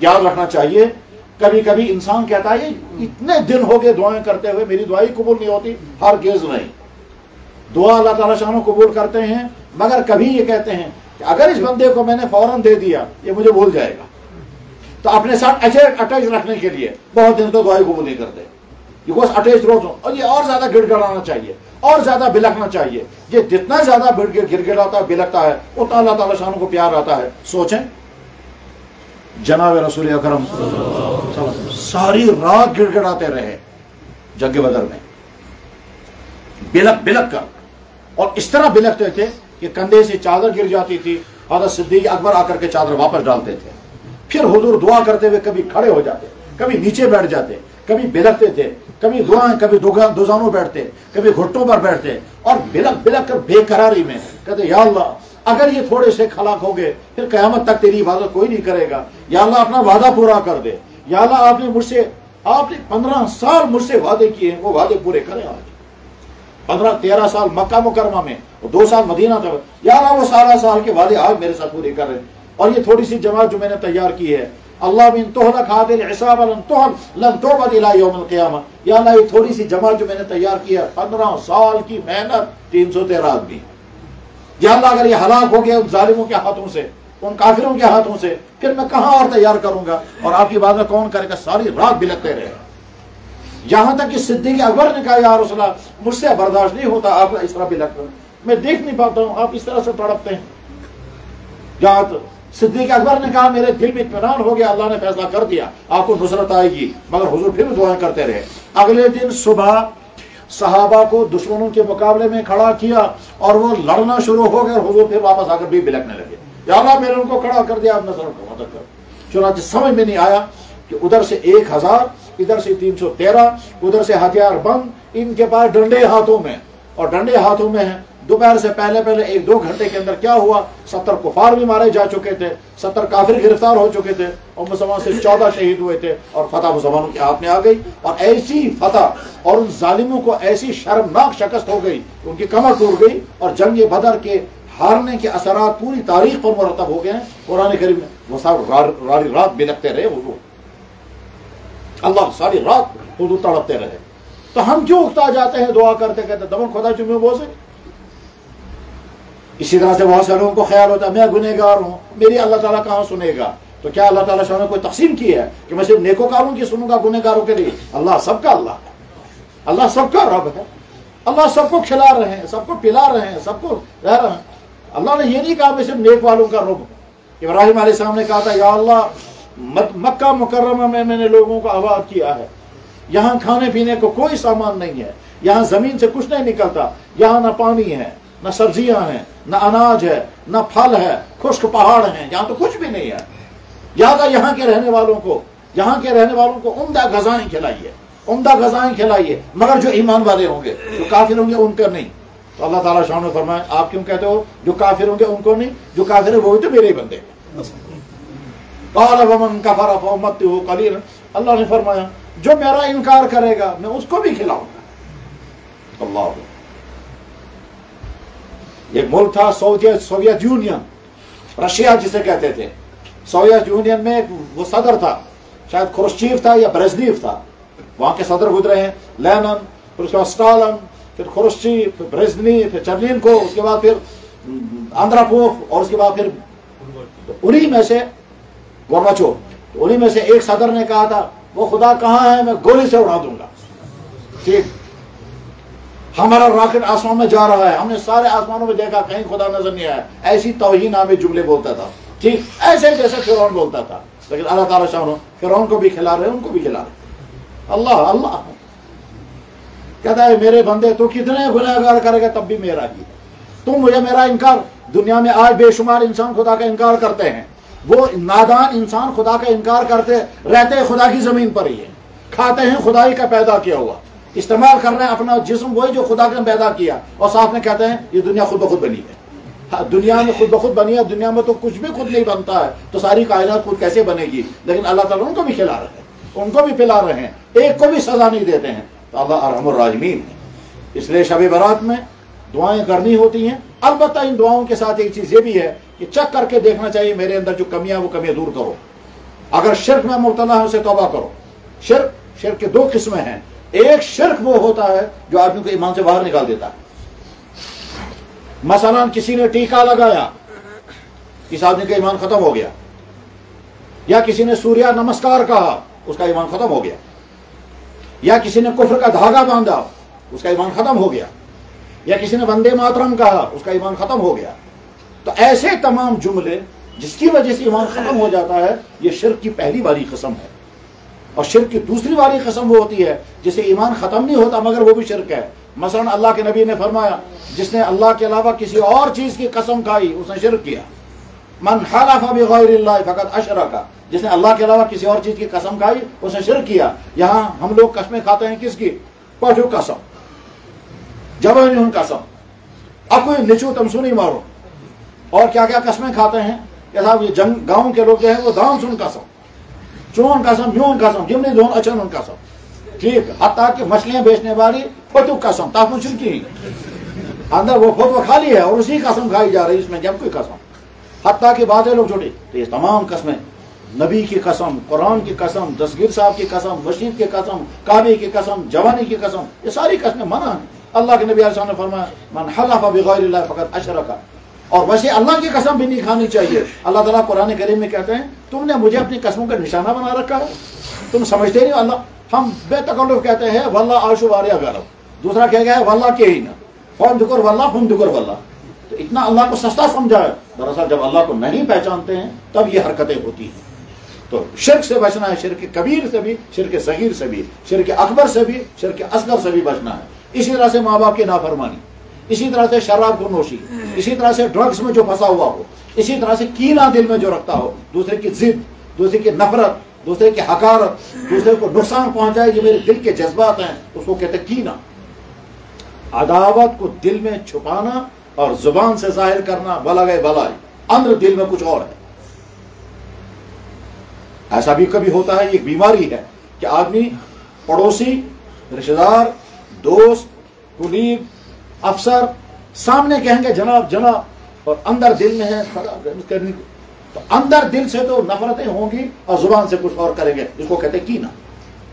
تو جس کے دل میں کینہ ہوگا اللہ تعالیٰ اس کو میں معاف نہیں کروں گا.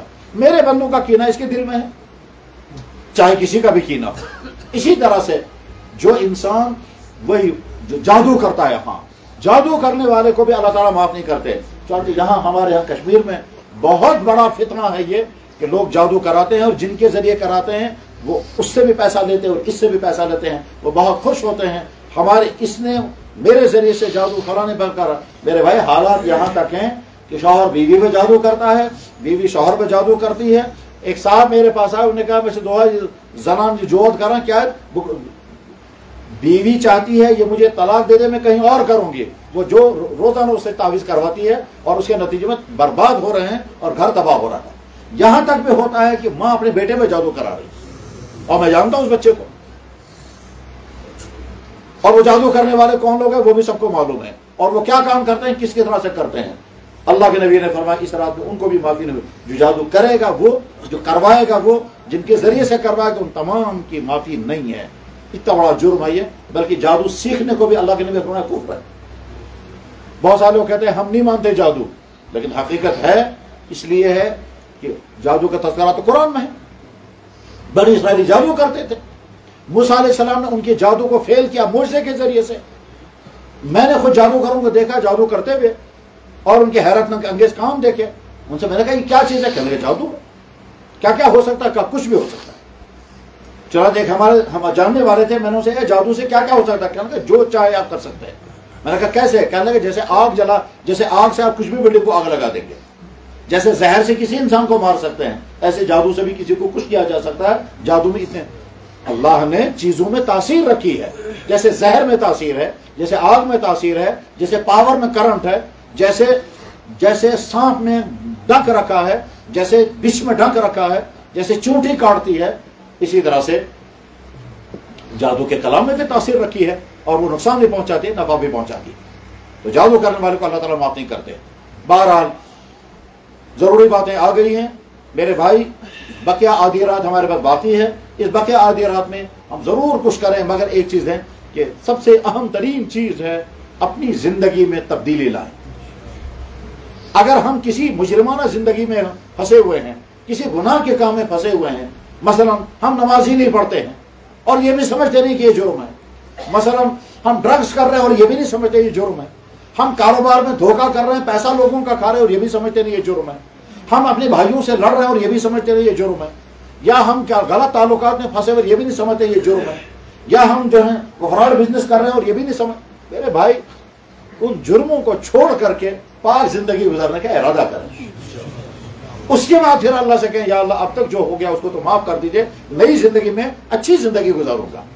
بیٹا اپنی باپ کی فرمانبرداری نہ کرے اور کہے گا ابا جان میں دت میں تھی مگر وہ کہہ رہے تھی جو آج تم وصول کرا چھوڑوں گا نہیں، اس کام کو کرتا رہوں گا وہی، تو اس معافی کا کیا مطلب ہے؟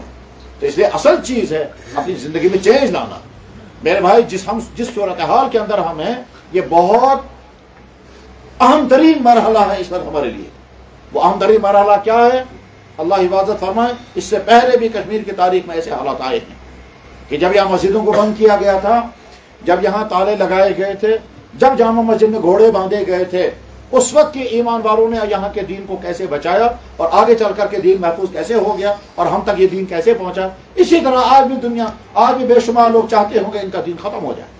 آج بھی لوگ چاہتے ہوں گے ان کے گھروں کی تعلیم میں اب کہیں دین باقی نہیں رہا، تعلیم سارا دین کو ختم کر دیا گیا اور اب ایک ایسی تعلیم سامنے آئی جس میں صرف کفر ہوگا، شرک ہوگا، ناچ گانا ہوگا اور کفریات ہوں گی. وہ تو لایا اسی لیے گیا تھا کہ ان کا انکم ختم ہو جائے.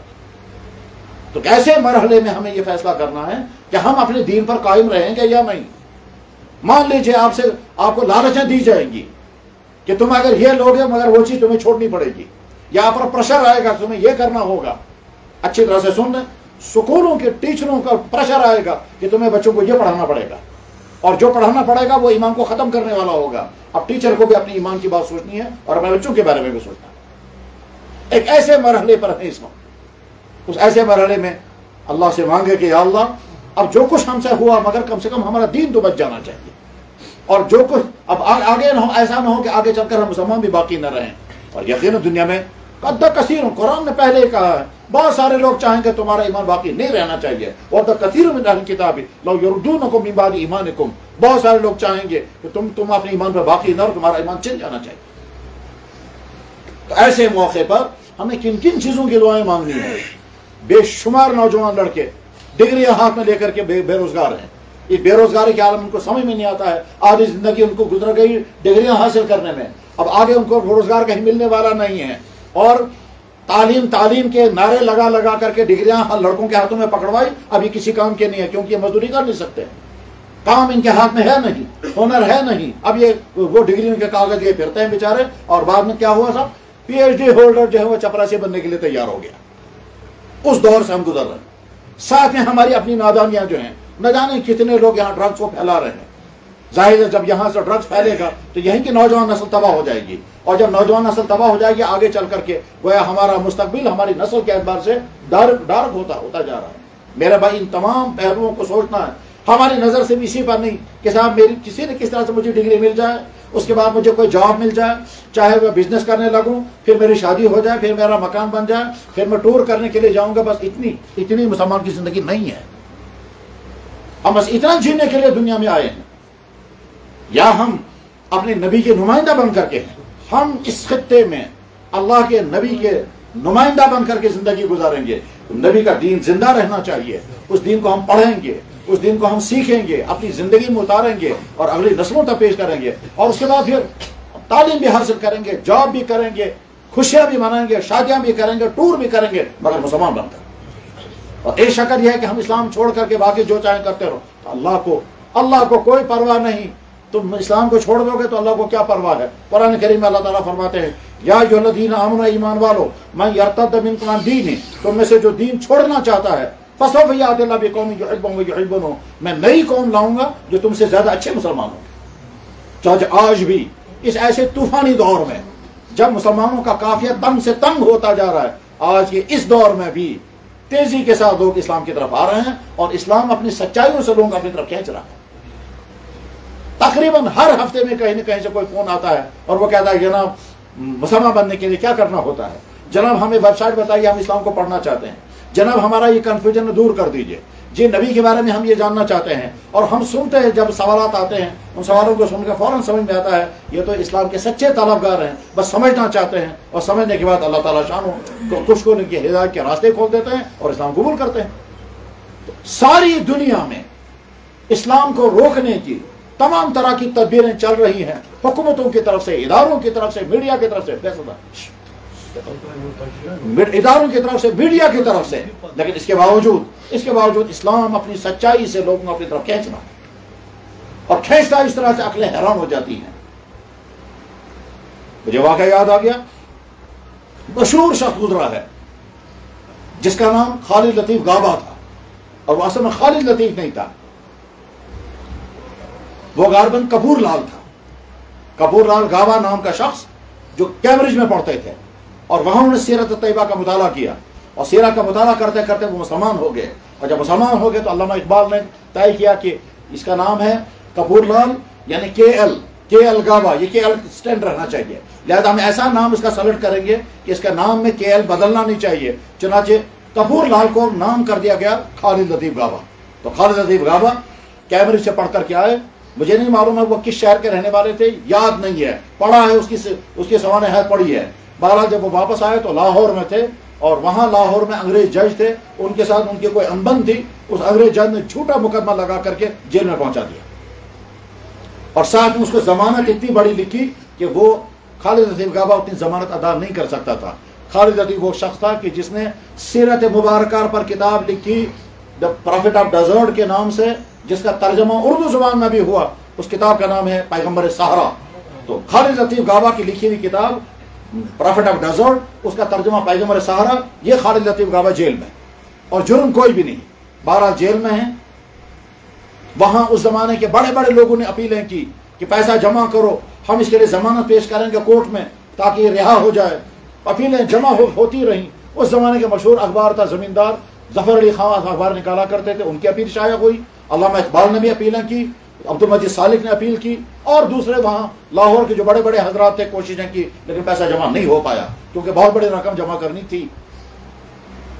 ہم کہہ سکتے ہیں تقریباً آج کے کئی کروڑ روپے.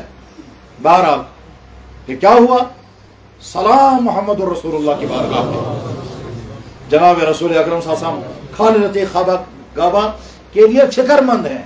چنانچہ وہیں لاہور کے کسی گاؤں میں کوئی صاحب تھے، اس کے خان میں جناب رسول اکرم صلی اللہ علیہ وسلم تشریف لائے اور فرمایا خالد لطیف جیل میں ہے، اس کے پیسوں کا انتظام کرو، کیونکہ اس سے ضمانت مانگی گئی ہے اور پیسہ نہیں ہے. چنانچہ وہ شخص اٹھا، اس نے اپنی زمینیں بیچی، اپنے باغات بیچے، اپنی پراپرٹیاں بیچی، اپنی فیکٹریاں بیچی. وہ بڑا لینڈ لارڈ قسم کا آدمی رہا ہوگا، سردار علی اس کا نام کتابوں میں لکھا ہے. تو سردار علی نے اپنی ساری پراپرٹیاں بیچی اور پیسہ جمع کر کے کورٹ میں چلا گیا. اور جو جج تھا وہ یہ چاہتا تھا ضمانت نہ آئے اور یہ جیل میں ہی ساری زندگی رہنا چاہیے. پر جب ضمانت پیش کی تو جج نے چاہا کہ ضمانت واپس لے جاؤ، اور یہ دھوکے باز آدمی، اس نے کہا کچھ بھی ہو. بہرحال ضمانت پیش کر دی گئی، خالد لطیف گابا رہا ہو گئے. لاہور کی جامع مسجد میں تقریر کرتے انہوں نے کہا مسلمانوں تم میری فکر کرتے یا نہ کرتے، میرے نبی نے میری فکر کی. سلام محمد رسول اللہ. میرے بھائی آج بھی اسی طرح سے لوگ اسلام کی طرف دوڑ رہے ہیں. آج ہی صبح مجھے ایک صاحب نے فون کر کے کہا کہ اللہ صاحب میں کئی دنوں سے مسلسل سپنے دیکھ رہا ہوں، اور کہیں مجھے دکھایا جاتا ہے یہاں سے پروفیٹ محمد جا رہے ہیں مگر مجھے نظر نہیں آتے، مجھے بتائیے کیا کرنا ہے مجھے. اور غیر مسلم شخص کہنے کئی دن سے مجھے سپنے آ رہے ہیں، مجھے بتایا جاتا ہے یہاں سے پروفیٹ محمد نکل گئے، میں دوڑتا ہوں مگر وہ مجھے نظر نہیں آتے، مجھے کیا کرنا ہے. ظاہر ہے یہ تو بالکل قریب آ چکا ہے، اس کو کسی نے دعوت نہیں دی، اس کو کوئی سمجھا نہیں رہا ہے. تو دین اسلام دین حق ہے، وہ دین حق اللہ نے ہم کو عطا فرمایا ہے. ایسا نہ ہو ہمارے ذریعے سے ہمارے دین کو دھوکہ لگے، اور اگر ہم اپنے دین پر قائم نہیں رہنا چاہیں گے اللہ کو کوئی پرواہ نہیں ہمارے دین. ہم دین کو چھوڑ دیں گے، اللہ تعالیٰ نئے لوگ اسلام میں داخل کریں گے اور وہ ہم سے زیادہ محبت کرنے والے ہوں گے. چنانچہ عجیب بات یہ ہے کہ ایک کالج جس کا نام میں جانتا ہوں، وہاں مسلمان لڑکے ڈانس کرتے ہیں اور غیر مسلم لڑکوں نے اسلام قبول کیا، اور آ کر انہوں نے کہا دیکھو بھائی تم تو مسلمان پہلے سے ہو، ہم تو آج مسلمان ہوئے، پروفیٹ محمد نے تو اس کو منع کر دیا ہے. ان مسلمانوں نے جو پرانے ہیں انہوں نے اس کو دھکے دے کر کے کہا صبح نے کہا زیادہ مسلمان نیر کا پانی کرو. بہرحال شب برات ہے، اس شب برات میں آگے جتنا وقت ہے اس میں نمازیں پڑھیں، دعائیں کریں، اپنی زندگی کے مسائل اللہ سے حل کروائیں. جب اللہ نے اپنی ایمان والے کو اتنی طاقت دی ہے کہ جب وہ بے قرار ہو کر اللہ کی بارگاہ میں مانگنے لگتا ہے تو اللہ تعالیٰ قبول کرتے ہیں. کیا فرمایا؟ امن یجیب المضطر اذا دعا، جب تم بے قرار ہو کر کے مانگو گے تو میرے علاوہ کون تمہاری سنے گا. اللہ فرما رہے ادعونی استجب لکم، مجھ سے مانگو میں دینے کو تیار ہوں. اللہ فرما رہے ہیں ومن اصدق من اللہ قیلا، اللہ سے زیادہ سچ بولنے والا کوئی نہیں ہے۔ اللہ فرما رہے ہیں ومن اصدق من اللہ حدیثا، اللہ سے زیادہ سچا وعدہ کون کرے گا تم سے۔ اللہ تعالیٰ فرماتے ہیں ان اللہ لا یظلم الناس شیئا، اللہ اپنے بندوں پر کبھی کوئی ظلم نہیں کرتا ہے۔ کہ ظلم کیا کرے گا؟ وہ تو اپنے نافرمانوں کو بلکہ گالیاں دینے والوں کو بھی کھلا رہا اور پلا رہا ہے اور ان کو بھی خوشیوں سے نہلا رہا ہے، تو وہ اللہ تعالیٰ شانو اسے مایوس کبھی نہیں ہونا چاہیے، اللہ کے ذات پہ بھروسہ رکھنا، بلکہ کبھی کبھی تو جو گنہگار بندہ ہوتا ہے اس کا دل ٹوٹا ہوا ہوتا ہے، وہ ایک گناہ کو یاد کر کے کہتا ہے یا اللہ میں نے تو یہ گناہ بھی کیا، میں تو یہ گناہ بھی کیا، میں کیسے اپنا چہرہ آپ کے سامنے لاؤں گا، میں کیسے آپ کے سامنے اپنا ہاتھ پھیلاؤں گا۔ اس بے قراری اور شرمندگی پر اللہ کو پیار آتا ہے، اور پیار آنے کے بعد کہتا ہے تیری دعا مجھے زیادہ پسند ہے اس بندے کے مقابلے میں جس بندے کو اپنی عبادت کا غرور ہے، جس بندے کو اپنی عبادت پر ناز ہے، جو بندہ سمجھتا ہے مجھے خدا سن ٹوٹ مون کیا مائن خدا، اس سے زیادہ مجھے تیری بے قراری اچھی لگی، کیونکہ تو عاجزی کر کے کہتا ہے میرے پاس کچھ بھی نہیں۔ میرے بھائی کبھی کبھی تو ایسا ہوتا ہے بندہ کہتا ہے یا اللہ ان کے پاس عبادتیں ہیں، ان کے پاس یہ چیز ہے، میرے پاس کچھ بھی نہیں ہے، میں آپ کے پاس میں وہ بھکاری ہوں جس کے پاس جھولی بھی نہیں ہے، میں وہ بھکاری ہوں جس کو مانگنا بھی نہیں آتا ہے۔ مجھے ابھی تھوڑی دیر پہلے ایک بھائی ایک صاحب ملے، وہ ذکر اتنا کرتے ہیں ساتھ میں کہتے ہیں میں سنتا بھی نہیں، وہ ساتھ میں بعد میں کہتا تھا خبر خدا بوجھا بھی ان کے نا، اتنے لمبے ذکر کرتے کرتے کہتا میں یہ بھی پڑھتا ہوں یہ بھی پڑھتا ہوں یہ بھی پڑھتا ہوں، پھر ساتھ میں کہتا ہے میون کہہ جائے خدا بوجھا میون چھوئی نہ کھل رہا ہے۔ ایسے ہی انسانوں کے اللہ تعالیٰ قبول کرتے ہیں جو کہیں گے یا اللہ بہت کچھ کرنے کے بعد پھر کہتا میں نے کچھ بھی نہیں کیا، اور جس نے سمجھا میں نے بہت کچھ کیا ہو سکتا ہے اللہ تعالیٰ شانو کیا ان کا کوئی قبولیت نہیں۔ شب برات کی اس رات میں فضیلتیں ہیں، عبادت کوئی متعین نہیں ہے، احادیث بہت ساری ہیں، کچھ حدیث ضعیف بھی ہیں، کچھ حدیث قوی بھی ہیں، بڑے بڑے محدثین نے ان حدیثوں کے متعلق پورا ریسرچ کر کے طے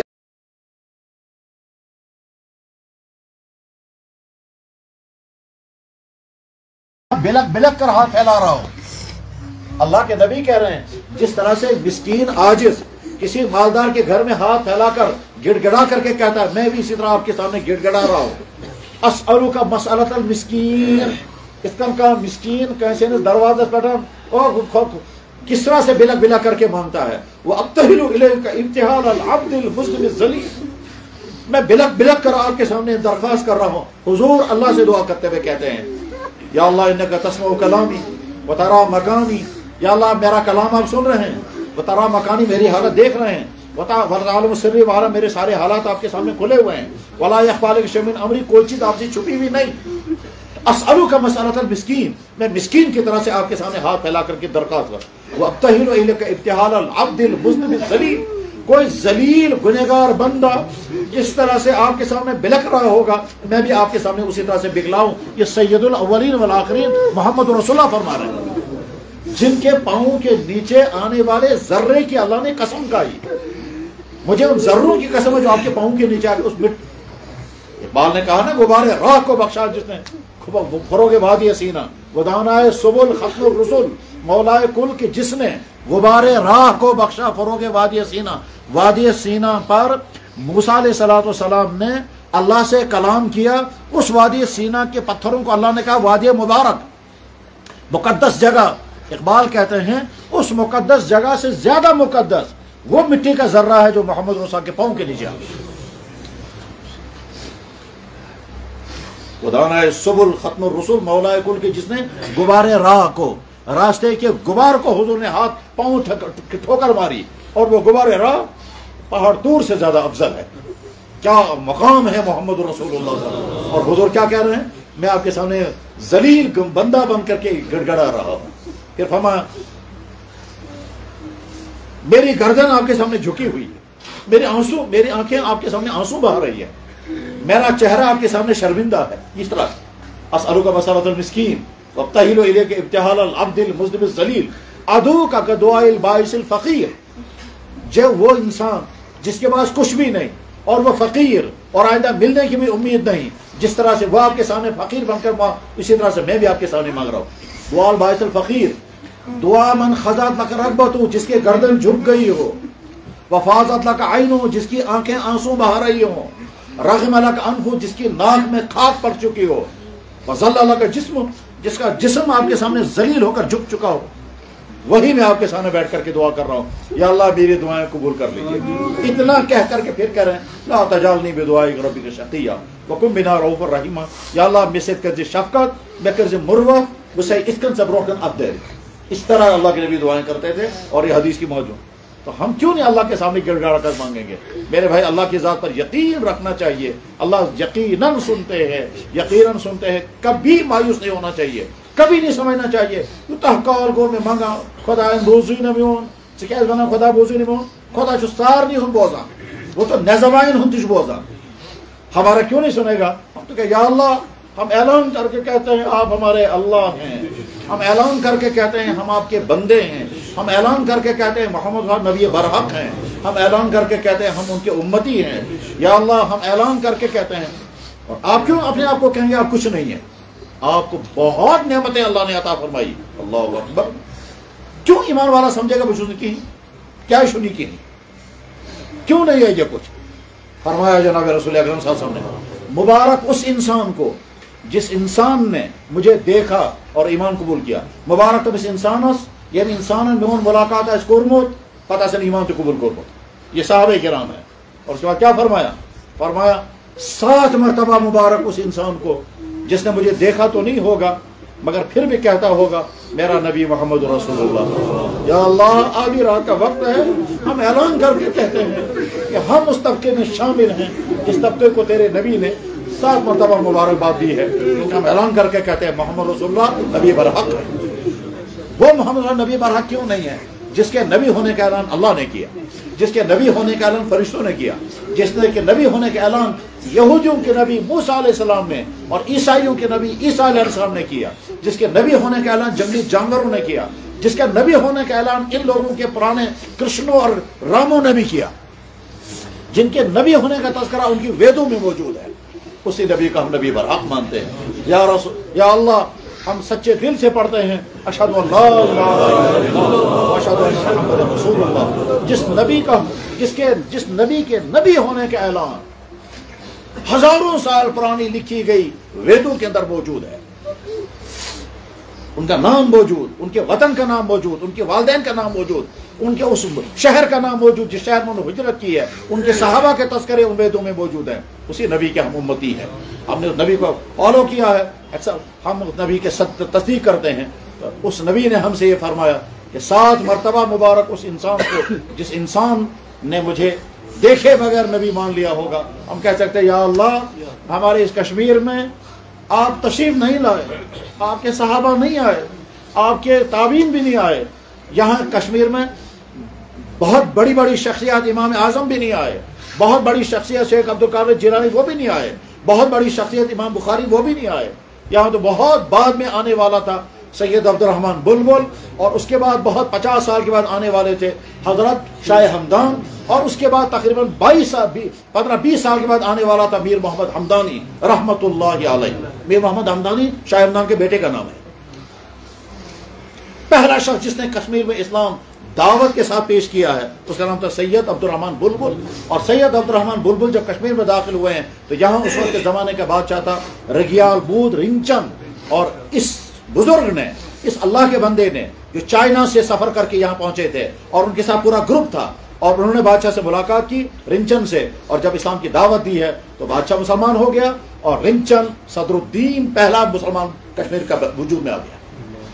اور جس محل میں وہ داخل ہوئے تھے جو وہاں دریا جہلم کے کنارے پر تھا، صبح کو عبد الرحمن بلبل محل میں داخل ہو گئے یہ سوچتے ہوئے یا اللہ مجھے نہیں معلوم ہے مہمان خانس میں تھا نہ کن جال خانس میں ورنہ۔ اور اس کے بعد اسی محل کے اندر دوپہر کو ظہر کی اذان پڑھی گئی، کیونکہ رنچن مسلمان ہو گیا اور صدر الدین بن گیا۔ اور اس کے بعد پھر شاہ ہمدان تقریباً 50 سال کے بعد تشریف لائے تھے۔ صدر الدین کے بعد حکمرانی کچھ عرصے کے بعد شمس الدین کے پاس آئی، شمس الدین شاہ میر کے بعد حکمران جمشید بنا، جمشید کے بعد حکمران علاؤدین بنا، علاؤدین کے بعد حکمران قطب الدین بنا، بلکہ قطب الدین بنا۔ اور قطب الدین کے زمانے میں حضرت شاہ ہمدان رحمہ اللہ تعالیٰ تشریف لائے اور وہ پورے کشمیر کا دورہ کیا اور تمام کشمیروں کو دین اسلام کی دعوت دی، اور کشمیری سارے کے سارے مسلمان ہو گئے۔ سلام ان کے اس سفر پر، اور سلام اس زمانے کے ہمارے ان بھائیوں پر جنہوں نے کلمہ پڑھا اور آج ہم نور توحید سے آباد ہیں، ورنہ ہم ہم بھی آج اسی طرح کے اسی شرک کے دلدل میں پھنسے ہوئے ہوتے. ہو سکتا ہے آج بھی ہم اسی طرح سے پتھروں پہ جھکنے والے ہوتے, لیکن اس زمانے کے ان بزرگوں نے, کچھ باہر سے آئے اور کچھ یہاں کے لوگوں نے اسلام قبول کیا, اور حیرت انگیز طور پر اسلام قبول ہوتا رہا. شاہ ہمدان رحمہ اللہ تعالیٰ کے بیٹے کا نام ہے میر محمد. شاہ ہمدان جب واپس تشریف لے گئے, اولاد ان کو بڑی دیر سے ہوئی تھی, وہ اپنے وطن جانا چاہ رہے تھے تو آدھے راستے میں بیمار ہو کر وفات ہو گئی. شاہ ہمدان ملک ہمدان جانا چاہتے تھے, راستے میں ختلان کے مقام پر پہنچ کر ان کی وفات ہو گئی. چنانچہ انہوں نے اپنا بیٹا جو 10 سال کا لڑکا, 10 یا 12 سال کا لڑکا میر محمد ہمدانی, وہ اپنے خاندان والوں کے حوالے کر دیا اور ان سے کہا یومیوں نچو حوال, اس کو روحانی تربیت, اس کی جسمانی تربیت, جسمانی پرورش, روحانی تربیت, علمی تربیت, اس کو علم بھی پڑھانا, روحانیت بھی, جسمانی بھی. 10 سال تک ان کے خاندان کے لوگوں نے اس کو لکھایا, پڑھایا, شاگردوں نے علم. چنانچہ 22 سال کی عمر کا جوان میر محمد ہمدانی, ان میرڈ جوان لڑکا, علم لے کر کے, روحانیت لے کر کے, ادھر سے بہت زیادہ خوبصورت اور محمد رسول اللہ کے خاندان کا فرد. چنانچہ جب کشمیر میں داخل ہوا ہے تو اس زمانے میں یہاں کا ایک بڑا تیز مزاج, بڑا شدت پسند انسان تھا, غیر مسلم ایمان سے محروم انسان, اس کا نام تھا سہباٹ.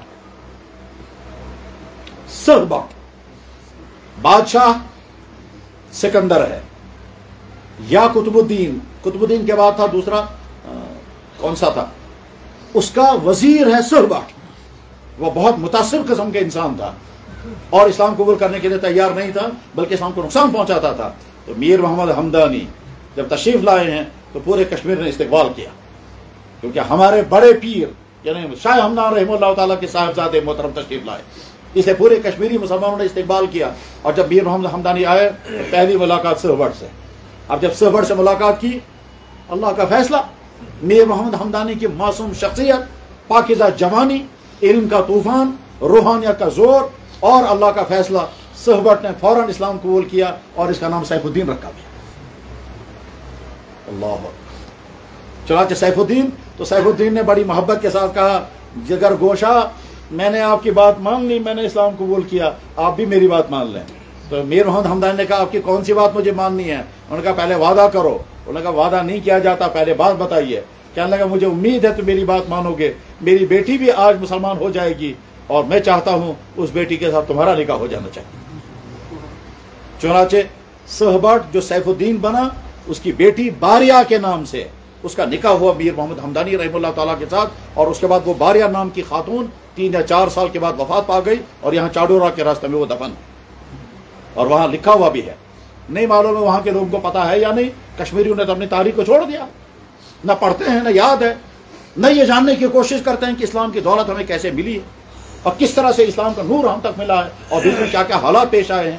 تو میر محمد ہمدانی رحمہ اللہ تعالیٰ, اس کے بعد جب بادشاہ سے نے پوچھا وہاں کیا کیا مشکلات مسلمانوں کی یہاں ہیں, انہوں نے کہا جی سب سے پہلا مسئلہ عیدگاہ. تو میر محمد ہمدانی نے عیدگاہ کھڑا کیا اور یہ فرمایا تھا 1000 سال تک کشمیری اس کو بھر نہیں سکیں گے. تو آج 1000 سال ابھی ہوئے نہیں, عیدگاہ کا کیا کیا حال کر دیا ہے. کچھ کا پلے گراؤنڈ بنایا, کس کو قبرستان بن گیا, کچھ کا کچھ ہو گیا, اور عیدگاہ بھر نہیں سکا ہے. یہ میر محمد ہمدانی کی دین. اور دوسرا کارنامہ یہ ملکہ کا مقبرہ ہے, جس ملکہ کے مقبرے کا یہاں کے لوگوں نے کیا حال کر دیا ہے وہ سب کو معلوم ہے. اس طرح سے بزرگوں نے آ کر کے اسلام کا نور یہاں پہنچایا. پھر یہی میر محمد ہمدانی تھے, وہ حضرت چراغ شریف کے وہ بزرگ حضرت شیخ العالم رحمہ اللہ تعالیٰ, بزرگ بوڑھے انسان, وہ پہنچے ان کے پاس. کہنے لگا حضرت بحشز حاضر بیت کرتے ہو کیسا آتا. تو میر محمد ہمدانی ان کے بیٹے کی عمر کے ہیں. ان کو چیک کرنے کے بعد کہا میں تمہیں خلافت دیتا ہوں. چاہتے خط ارشاد لکھا اور آج بھی کتابوں میں موجود ہے خط ارشاد. کہتے یہ ہے وہ خط ارشاد جو میر محمد ہمدانی 22 سال کے لڑکے نے 50-60 سال کے بزرگ شیخ العالم رحمہ اللہ تعالیٰ کو خط ارشاد دیا. سگوک میں خلیف میں جس میں سے اجازت صبح سے پی. اس کے بعد پھر شیخ العالم رحمہ اللہ تعالیٰ کے خلفاء رہے, بابا پیام الدین, بابا نسیم الدین, بابا زین الدین, بابا وغیرہ, وہ تمام ان کے خلفاء تھے. اس طرح سے اسلام کا نور آگے چلا ہے اور ہم تک پہنچا ہے. تو ہم آج کی رات میں عہد کر کے اٹھیں گے انشاءاللہ, اپنی اس اسلام پر قائم رہیں گے, اسلام کو پڑھیں گے, اسلام کو سیکھیں گے, اور پھر دعائیں کریں گے اپنی زندگی کے بارے میں. جو تعلیمی زندگی میں ہیں اپنی زندگی کے کامیاب بنانے کی دعائیں کرو. جو بے نکاح کے ہیں جلد سے جلد نکاح کی دعائیں کرو. جو بے روزگار ہیں اپنے روزگاروں کی دعائیں کرو. جو جن کے والدین मुश्किलात में हैं अपने वालिदैनों के लिए दुआएं करें, जिनके घरों में बीमारियां हैं उनके लिए दुआएं करें। और तमाम लोगों ने आपसे दुआएं की, हमसे भी कहा हो, कहते हैं जो भी मिलता था दुआओं के लिए 50 फ़ोन ये में लगे कि साहब बस दुआएं करें, आज की रात बड़ी अहम रात है। यकीनन तो मेरे भाई, हम अल्लाह की ज़ात पर यकीन रख करके और अपने आप को मुसलमान डिक्लेयर करके, यकीनन हम मुसलमान हैं, और साथ में ये एतराफ़ करके कि हम मुसलमान तो हैं मगर बहुत गुनहगार हैं, अपने गुनाहों का एतराफ़ करके फिर अल्लाह के बारगाह में अपनी सारी अर्जी पेश करेंगे, इस यकीन के साथ कि अल्लाह ताला शानू ज़रूर सुनते हैं, अता फ़ौरन करते हैं, या देर से, और देर से नहीं बहुत देर से, और नहीं भी अता करेंगे तो सिटाक रखेंगे, ज़ाया नहीं होगा। ऐसा नहीं हो सकता कि हमने दुआएं मांगी और वो रद्दी की टोकरी में डाल दी गई, नहीं, वो सारा सिटाक रहता है। या तो फौरन वही चीज़ अता होगी, या कुछ दिनों के बाद अता होगी, या उससे बेहतर चीज़ अता होगी, और या फिर ये सारा सिटाक रहेगी। और क़यामत के दिन अल्लाह ताला फरमाएंगे, मेरे बंदे तू दुआएं करता रहा, मैंने कबूल नहीं की, तू समझता था मेरा अल्लाह नहीं सुनता है, तू क्यों सोचता था मेरा अल्लाह नहीं सुनता, मैं तो सुनता था, मैंने सारी दुआएं तेरे लिए जमा रखी हैं, ये ले जा। उस वक्त बंदा कहेगा, या अल्लाह जो दुआएं आपने दुनिया में मेरी कबूल की वो भी अगर यही रखी होती, यहाँ मुझे ज़्यादा ज़रूरत थी दुनिया के मुकाबले में। तो अफसोस करेगा उन दुआओं के बारे में जो दुआएं कबूल हो चुकी हो। अल्लाह ताला शान इस गुफ्तगू को बोलने वाले के लिए भी और सुनने वाले भाइयों के लिए भी मुफीद से मुफीद तर बनाए। वाखिर दावाना अल्हम्दुलिल्लाहि रब्बिल आलमीन बिरहमतिका या अरहमर राहिमीन। इसके बाद आपके दिलों में ख्याल आएगा हमें क्या करना चाहिए, तो जवाब, आप चाहे तिलावत करें, चाहे तस्बीहात पढ़ें, चाहे नमाजें पढ़ें, सलातुल हाजत पढ़ें, तहज्जुद की नमाज़ पढ़ें, सलात नमाज इस्तिखारा पढ़ें, सलातुल तस्बीह पढ़ें, तस्बीहात पढ़ें, दुआएं करें, औराद शरीफ पढ़ें, दरूद शरीफ पढ़ें, जो जो चाहें सो कर सकते हैं। अलबत्ता जमात के साथ करने का चूँकि शरीयत ने मुतय्यन नहीं किया तो कोई जमात नहीं होगी। अलबत्ता इज्तिमाई दुआ करने में कोई मुज़ायका नहीं है, मिल कर के दुआ करने में कोई हर्ज नहीं है। अल्लाह के नबी अलैहिस्सलातु वस्सलाम मिंबर पर खुतबा इरशाद फरमा रहे थे। एक सहाबी खड़ा, जुमे का खुतबा, एक सहाबी खड़ा हो गया, कल का या रसूल अल्लाह हलकतिल अमवाल, या रसूल अल्लाह रूद नहीं है, या बारिश नहीं है, लोग मर रहे हैं, जमीनें खुश्क हो गई, चलना फिरना मुश्किल हो गया, जानवर प्यासे मर रहे हैं। अल्लाह के नबी ने फौरन दुआ शुरू कर दी, खड़े खड़े वहीं मिंबर पर खड़े दुआएं शुरू कर दी। दुआ हो रही है, अभी दुआ के लिए हाथ उठे थे तो बारिश शुरू हो गई। इसी हाल में आपने दुआ खत्म कर दी, साहबा आमीन कहते रहे, फिर जुमे की नमाज पढ़ी, बाहर जो भी निकल रहा है कपड़ों से भीग रहा है, हुजूर के यहाँ से पानी के कतरे गिर रहे हैं। एक हफ्ते तक बारिश होती रही। अगले जुमे को हुजूर खुतबा दे, बुखारी में हदीस है, ये बाबु सलातुल इस्तिस्का बुखारी में हदीस है। अगले जुमे में जब हुजूर फिर मेंबर पर खड़े हो गए तो आदमी फिर खड़ा हो गया, कहने लगा या रसूलल्लाह बारिश से डूबने वाले हैं, या रसूलल्लाह सैलाब आने का खतरा है, दुआ फरमाइए। अल्लाह, या अल्लाह बारिश को रोक दीजिए, या अल्लाह बारिश को रोक दीजिए, या अल्लाह आसपास के मुल्कों में बारिश पहुंचा दीजिए, यहाँ रोक दीजिए। जुमे के बाद जब बाहर जुमा पढ़कर जब बाहर निकले तो वो सहाबी बयान करते हैं, मदीना ऐसे चमक रहा था जैसे ताव चमकता है, ये सारा। और कहते हैं एक महीने तक चारों तरफ से पानी, और चारों तरफ से लोग आते थे, कहते हैं बारिश हुई है साहब, तूफान। तो अल्लाह के नबी दुआ करते रहे, साहबा आमीन करते रहे। इसलिए इज्तिमाई दुआ भी की जा सकती है और करनी चाहिए। कभी कभी ऐसा भी होता है, मजमे में कोई ऐसा भी बंदा अल्लाह का होता है जो देखने में तो कुछ नहीं होता मगर अल्लाह के मुकर्रब बंदों में होता है, उसमें कभी जवान भी होता है, कभी कोई ऐसा भी पाया जा सकता है कि साहब ज़ाहिरी शक्ल एतबार से कर लगता है कुछ भी नहीं, लेकिन अंदर उसकी हालत बड़ी अजीब होती है। मैं बहुत ऐसे जवानों को भी जानता हूँ जिनकी ज़ाहिरी हालत है बिल्कुल अल्ट्रा मॉडर्न, लेकिन अंदर उनकी दिल की हालत बड़ी अजीब है, उनको ख्वाब में ज़ियारतें होती है। ऐसे भाइयों को भी जानता हूँ जो हज़ारों दरूद पढ़ते रहते हैं, ऐसे भाई भी जानता हूँ जो रिपोर्ट देते हैं मैंने इतने हज़ार पढ़े, और ऐसे भी हैं जो कहते हैं कि हमको इस तरह से हुजूर की ज़ियारत हो गई, इस तरह। अभी चंद दिनों पहले मुझे एक खातून ने फ़ोन किया, कहने लगे मैंने अबू सिद्दीक अकबर की भी ज़ियारत की, मैंने फारूक आज़म की भी ज़ियारत की, और उन्होंने मुझे कहा कि आओ तुम्हें हम हुजूर की ज़ियारत कराएंगे। कहते हैं मैं शर्मा गई, मंचेस, मैं शर्मा गई, और जो आँख खुल गए तो बाद में अफसोस करने लगे मैं क्या मंचेस। कहते अब मुझे बताया मैं शर्माई क्यों। मैंने कहा मैं क्या बता सकता हूँ तुम शर्माई क्यों, तुम तो खास सोई हुई थी।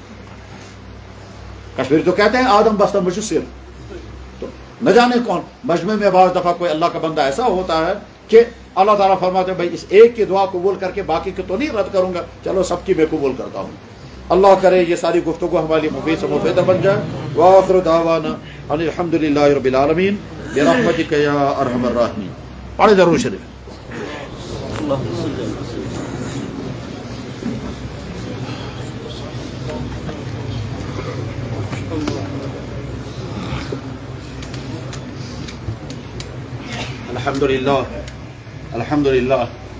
الحمدللہ الذی ہدانا لہذا وما كنا لنہتدی لولا ان ہدانا اللہ الحمدللہ الذی ہدانا لہذا وما كنا لنہتدی لولا ان ہدانا اللہ الحمدللہ الذی ہدانا لہذا وما كنا لنہتدی لولا ان ہدانا اللہ اللہم لک الحمد انت نور السماوات والارض اللہم لک الحمد انت قیم السماوات والارض اللہم لک الحمد انت رب السماوات والارض اللہم لک الحمد انت ملک السماوات والارض اللہم انت حق وقولك حق ولقاؤك حق ووعدك حق والجنة حق والنار حق والنبيون كلهم حق ومحمد رسول الله حق اللهم آمنا بك ولك أسلمنا وإليك أنبنا وإليك حاكمنا وبك خاصمنا اغفر لنا ما قدمنا وما أخرنا وما أسررنا وما أسرفنا أنت أعلم بنا أنت أعلم به منا يا رب العالمين أنت إلهنا لا إله إلا الله اللهم صل وسلم وبارك على سيد المرسلين وإمام المتقين وخاتم النبيين ورحمة للعالمين وعلى آله الطيبين الطاهرين يا رب العالمين يا رب العالمين يا الله يا الله يا الله اشیاء چینز درست حاضر یا اللہ مبارک شب یا اللہ جس شب کے بارے میں آپ کے نبی نے فرمایا اور اگر اس شب کے بارے میں نہیں تو یا اللہ ہر رات کے بارے میں آپ کے نبی کی سچی و صحیح حدیث ہم نے پڑھی بھی ہے سنی بھی ہے آپ کے نبی نے فرمایا ينزل تبارک و تعالی الى السماء الدنیا فیقول هل من سائل فأعطيه اور ایک حدیث میں ينزل تبارک و تعالی الى السماء الدنیا فینادی مناد ندا کرنے والا ندا کرتا ہے اور اس حدیث کی تشریح میں یا اللہ لکھنے والوں نے لکھا یہ ندا کرنے والا خود اللہ ہوتا ہے یا اللہ تو کیا آپ کے نبی کا ارشاد جھوٹا ہے نہیں یقین انہوں نے فرمایا تو حق ہے اور اس وقت آپ کی طرف سے اعلان ہو رہا ہوگا یا اللہ اعلان ہو رہا ہوگا یا اللہ ہم نہ سنیں لیکن ہمارے سننے سے زیادہ یقین آپ کے نبی کی کہی ہوئی بات ہے انہوں نے فرمایا اعلان ہو رہا ہے یا اللہ ہم نہ سنیں تب بھی ہمیں یقین ہے آپ کی طرف سے اعلان ہو رہا ہوگا کہ ہر انسان کو ہوتی یا اللہ ہم سب سوالی بن کر آپ کے سامنے یا اللہ ہاتھ پھیلا کر یا اللہ یہ دامن پھیلا کر اپنی مجبوریاں آپ کے سامنے رکھ کر یا اللہ اپنی یا اللہ بیدار جوانیاں آپ کے سامنے رکھ کر یا اللہ یادگار جوانیاں آپ کے سامنے رکھ کر آپ کی یا اللہ آپ کی رحمتوں کے طلبگار بن کر آپ کی رحمتوں کے امیدوار ہو کر یا اللہ آپ ہی کا سہارا لے کر اور تمام سہاروں سے محفوظ ہو کر آپ کے دربار کا سہارا پا کر یا اللہ آپ کے سامنے ہاتھ لگا کر یا اللہ درخواست کرتے ہیں یا اللہ آپ ہمیں اپنا بندہ بنا لیجیے یا اللہ ہمیں اپنا تعلق عطا فرما لیجیے یا اللہ ہم آپ کے نبی کی امتی ہیں یا اکرم الاکرمین یا ارحم الراحمین جتنی نعمتیں آپ نے عطا فرمائی یا اللہ ہم شکر گزار ہیں یا اللہ یہ جوانی آپ کی دی ہوئی یا اللہ دیکھنے کو آنکھیں سننے کو کان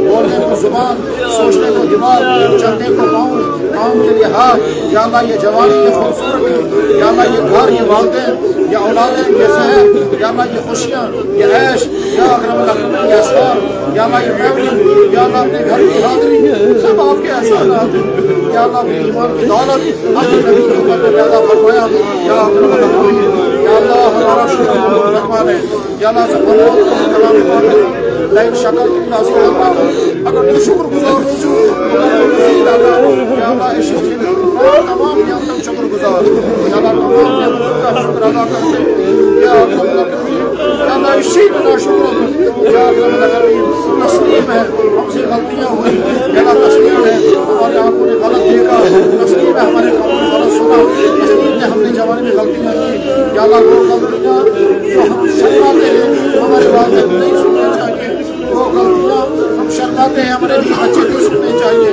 وہ غلطیاں ہم شرماتے ہیں وہ ہمارے دوست یا اللہ وہ غلطیاں شرماتے ہیں ہمارے دوستوں کو پتہ نہیں چلنا چاہیے اگر سب آپ کے سامنے کھلا ہوا ہے اور آپ نے یا اللہ پردہ رکھا یا اللہ ہم شکر گزار ہیں یا اللہ ماریا بنا کشف اڈھان چی یاد یا اللہ کچھ یاد ہے اور بھول گئے یا اکرم الاکرمین یا رب الراحمین ایک ایک گناہ کی ہم معافی چاہتے ہیں یا اللہ آپ نے فرمایا اس سے معافی مانگو میں معاف کرنے کے لیے تیار آپ کے نبی نے فرمایا اللہ تعالیٰ شاہ فرماتے ہیں حق کے مستغفر مغفر لہ کون ہے مغفرت چاہنے والا میں اس کو معاف کروں گا یا اللہ ہم آپ کے دربار میں مغفرت کے لیے ہاتھ پھیلا رہے ہیں معاف کر دیجیے یا اللہ معاف کر دیجیے سارے معاف فرما دیں یا اللہ صاحب کی طرف یا اللہ صاحب کو معاف کر دیں ہر طبقے کو یا اللہ سے لے کر فقیروں تک کے افسروں سے لے کر چپراسوں تک عالموں سے لے کر کے جوانوں تک اور ہر طبقے کو معاف کر دیجیے یا اللہ آپ کی معافی کا دریا بے انتہا وسیع ہے یا اللہ جود کرم معاف فرما دیجیے یا اللہ ہم میں سے جن بھائیوں کی جو ضرورتیں وہ ضرورتیں پوری فرما یا اللہ جو نوجوان یا اللہ جوان کی زندگی میں یا اللہ جوان اچھی قابل رحم یا اللہ اچھی قابل نفرت یا اللہ یہ جوان قابل رحم ہے یا اللہ ان جوانوں پر رحم فرما دیں ان کا ایمان بھی محفوظ رہے یا اللہ ان کا کردار بھی محفوظ رہے یا اللہ ان کی صحت بھی محفوظ رہے یا اللہ ان کا اعمال بھی محفوظ رہے یا اللہ کفر والے ان کا ایمان چھیننے کے لیے کفر والے ان کے کردار کو برباد کرنے کے لیے کفر والے یا اللہ ان کو تباہ و برباد کرنے کے لیے نہ جانے کیا کیا ہتھ کنڈے استعمال کر رہے ہیں یا اکرم الاکرمین یا ارحم الراحمین یا اللہ اشکر سوری سی ہوا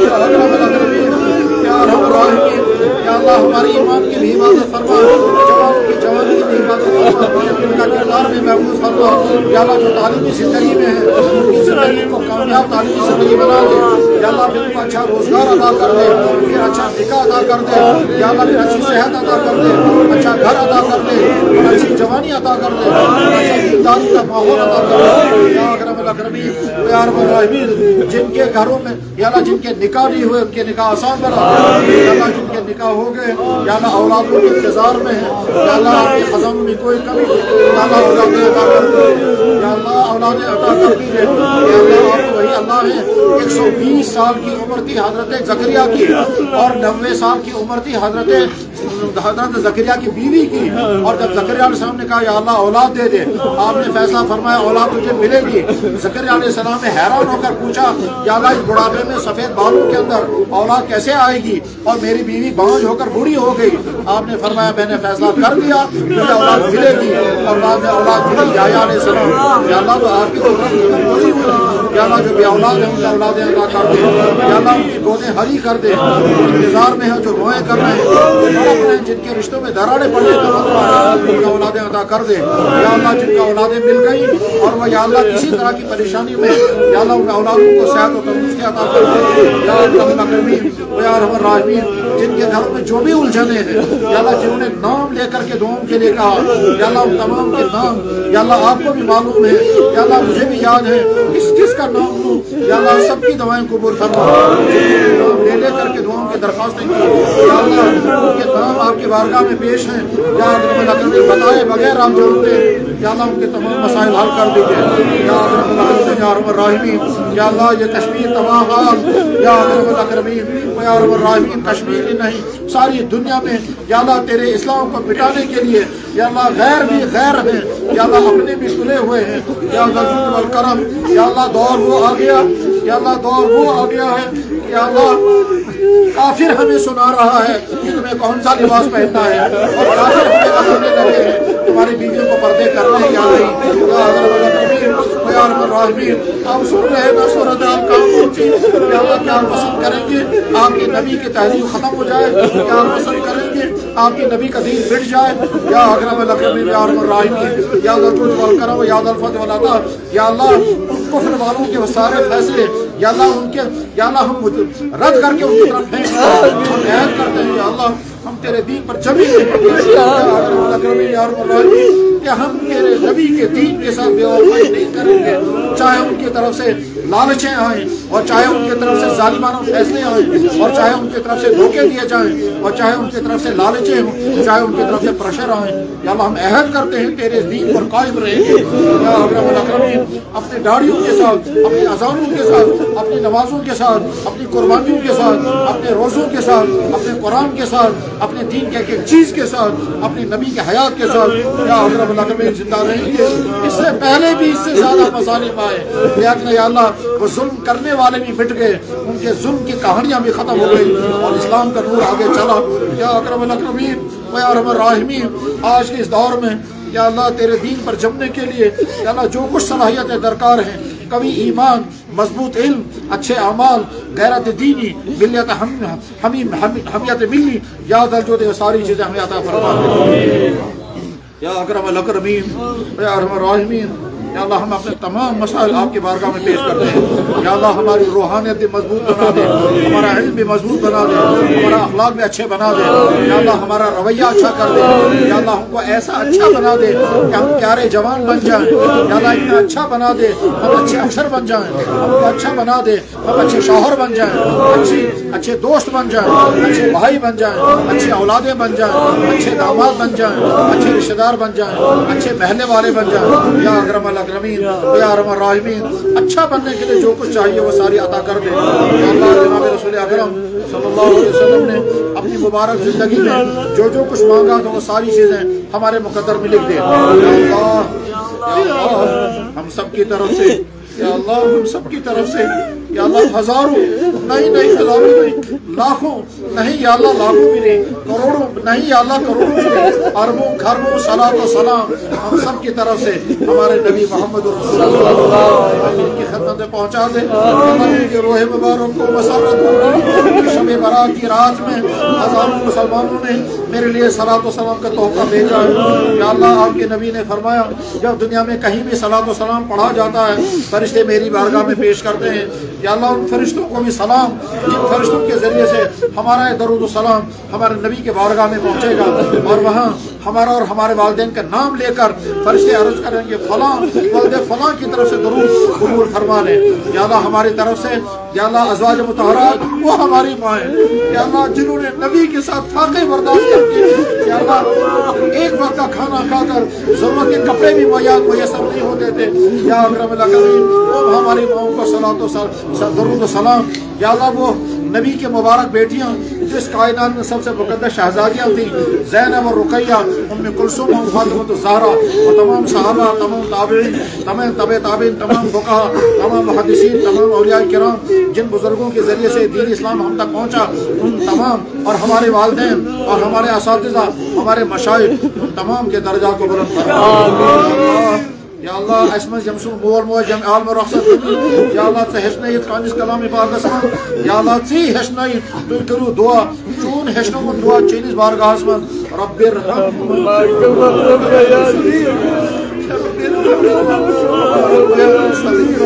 یا اللہ جن کے والدین پہلے چلے گئے ان کی بھی، جن کے والدین قریب میں گئے ان کی بھی مغفرت فرما دے یا اللہ۔ جن نبی صلی اللہ فرمو جب انسان یہ عالم و رخصت کسان تمشن تمام اعمال کسان منقطع مگر ترن عمل سوال روزن چالو تم تریو عمل مشاعر نیک اولاد مریض ماز خود دعا کرے یا اکرم الاکرمین۔ اشی دعویٰ کرنا اشی نیک مگر یا اللہ یہ دعویٰ چھو ضرور اشی پنس مریض ماجن اولاد یا اللہ سون دعا کر سینس مریض ماجن قبول یا اللہ۔ اگر مول موجن یا اللہ زندہ ہیں تو والدین کو صحت و تندرستی کی توفیق عطا فرما یا اللہ۔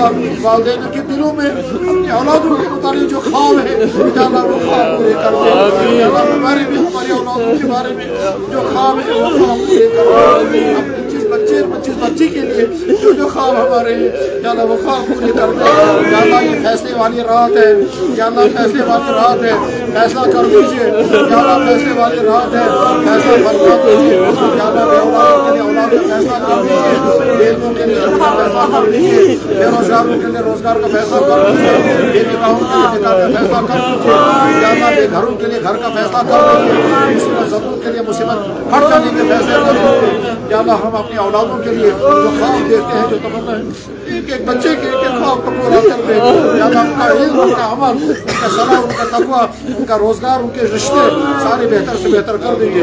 یا اکرم الاکرمین، یا ارحم الراحمین، پوری دنیا کے مسلمان جہاں جہاں جن جن مصیبتوں کا شکار ہیں، چاہے وہ مصیبتیں غیروں کی طرف سے ہیں یا اپنوں کی طرف سے ہیں، یا اللہ مسلم ممالک میں ہوں یا غیر مسلم ممالک میں، جہاں جہاں کے مسلمان جن جن مصیبتوں کا شکار ہیں اور جن کی طرف سے ہیں، یا اللہ جو ظالم بنے ہوئے ہیں، یا اللہ ان کو ظلم سے روک دے۔ یا اللہ آج کے زمانے کے جو فرعون و قارون، آج کے زمانے کے جو فرعون و نمرود ہیں، یا اللہ آپ کو طاقت ہے، آپ انہیں کو ہدایت دے سکتے ہیں، اور اگر ان کے مقدر میں ہدایت نہیں ہے تو یا اللہ جیسے نمرود اور فرعون کو تو نے چن چن کر تباہ کر دیا، یا اللہ تیری طاقتیں ختم تو نہیں ہو گئی؟ یا اکرم الاکرمین، انہیں طاقتوں کے ساتھ آج بھی موجود ہے جس طاقت سے تو نے مچھر سے نمرود کو برباد کرا دیا اور دریا میں فرعون کو غرق کرا دیا، اور قوم عاد اور قوم ثمود کو یا اللہ طوفانوں اور ہواؤں سے برباد کر دیا، اور مکڑی کے جالے کے ذریعے سے اپنی نبی کی حفاظت کرائی، اور طیران ابابیل سے اپنے کعبے کی حفاظت کرائی۔ یا اللہ تیری طاقت ہے آج بھی اسی طرح سے، یا اکرم الاکرمین انہیں طاقتوں کو ظاہر فرما دے۔ آج کے زمانے میں اپنے نبی کے اسلام کی یا اللہ حفاظت پوری دنیا میں فرما دے۔ ساری دنیا میں تیرے دین کو مٹانے کے لیے تمام طاقتیں جٹی ہوئی ہیں، میڈیا میں لگا ہوا ہے، فوراً کام کر رہے ہیں، حکومتیں لگی ہوئی ہیں، حتیٰ کہ مسلمان حکمران بھی یا اللہ تیرے نبی کا دشمنوں کا ایجنڈا آگے چلاتے ہوئے تیرے نبی کے دین کو ختم کرنے پر تلے ہوئے۔ یا اکرم الاکرمین، یا ارحم الراحمین، یا ذو الجود والکرم، یقیناً تیرے نبی اپنے قبر مبارک کے اندر بلکتے ہوں گے، کہتے ہوں گے کہ میرے دین کو میرے کلمہ پڑھنے والے بھی مٹا رہے ہیں، اور دشمن تو دشمن ہی ہے۔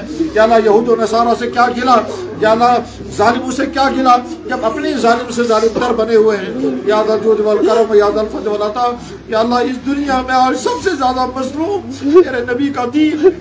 یا اکرم الاکرمین، مسلمان عیاشوں کے ساتھ زندگی گزار رہے ہیں، عیاشوں کے ساتھ زندگی گزار رہے ہیں، لوگ اللہ اپنی عیاشوں کے ساتھ مگن ہیں، مگر تیرے نبی کا دین مٹ رہا ہے۔ جوانوں کی جوانی میں تیرے نبی کا دین نہیں، مسلمانوں کے دفتروں میں تیرے نبی کا دین نہیں، عورتوں کے جسموں پر تیرے نبی کا دین نہیں۔ یا اللہ مسلمان عورت فخر کے ساتھ کہتی ہے میرا جسم میری مرضی۔ یا ذو الجود والکرم، یا ذا الفضل والعطا، وہ کتنا جلال پر آتا ہوگا، اور تیرے نبی کی بارگاہ میں جب یہ رپورٹیں پہنچتی ہوں گی وہ کیسے اپنی قبر میں بلکتے ہوں گے کہ میری امت کی خواتین عائشہ اور فاطمہ کو نمونہ بنانے کے بجائے ناچنے والی عورتوں کو اور ننگی والی عورتوں کو اپنا نمونہ بنا رہی ہیں۔ یا اکرم الاکرمین، یا ارحم الراحمین، کیا ہو گیا ان مسلمانوں کی بے غیرتیوں کو کہ اپنی بیٹیاں غیروں کے ساتھ بھیجنے کے لیے غیروں کے ساتھ بھیج رہے ہیں، اور مسلمانوں کی بیٹیاں غیروں کے ساتھ روانہ ہو رہی ہے۔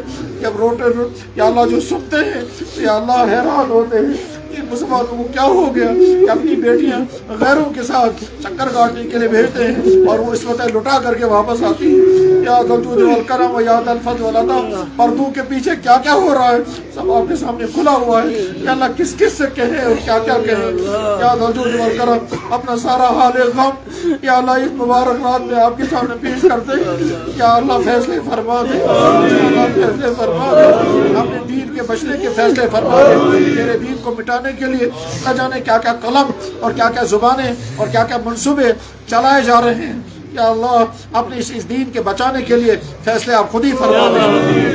یا ذو الجود والکرم، یا ذا الفضل والعطا، جناب رسول اکرم صلی اللہ علیہ وسلم نے، تمام صحابہ نے، تمام تابعین نے، تمام فقہا نے، تمام محدثین نے، تمام اولیاء نے جتنی دعائیں جب بھی مانگی ہیں وہ ساری دعائیں ایک ایک مسلمان کے حق میں یا اللہ قبول فرما دے۔ ربنا تقبل منا انک انت السمیع العلیم وتب علینا انک انت التواب الرحیم۔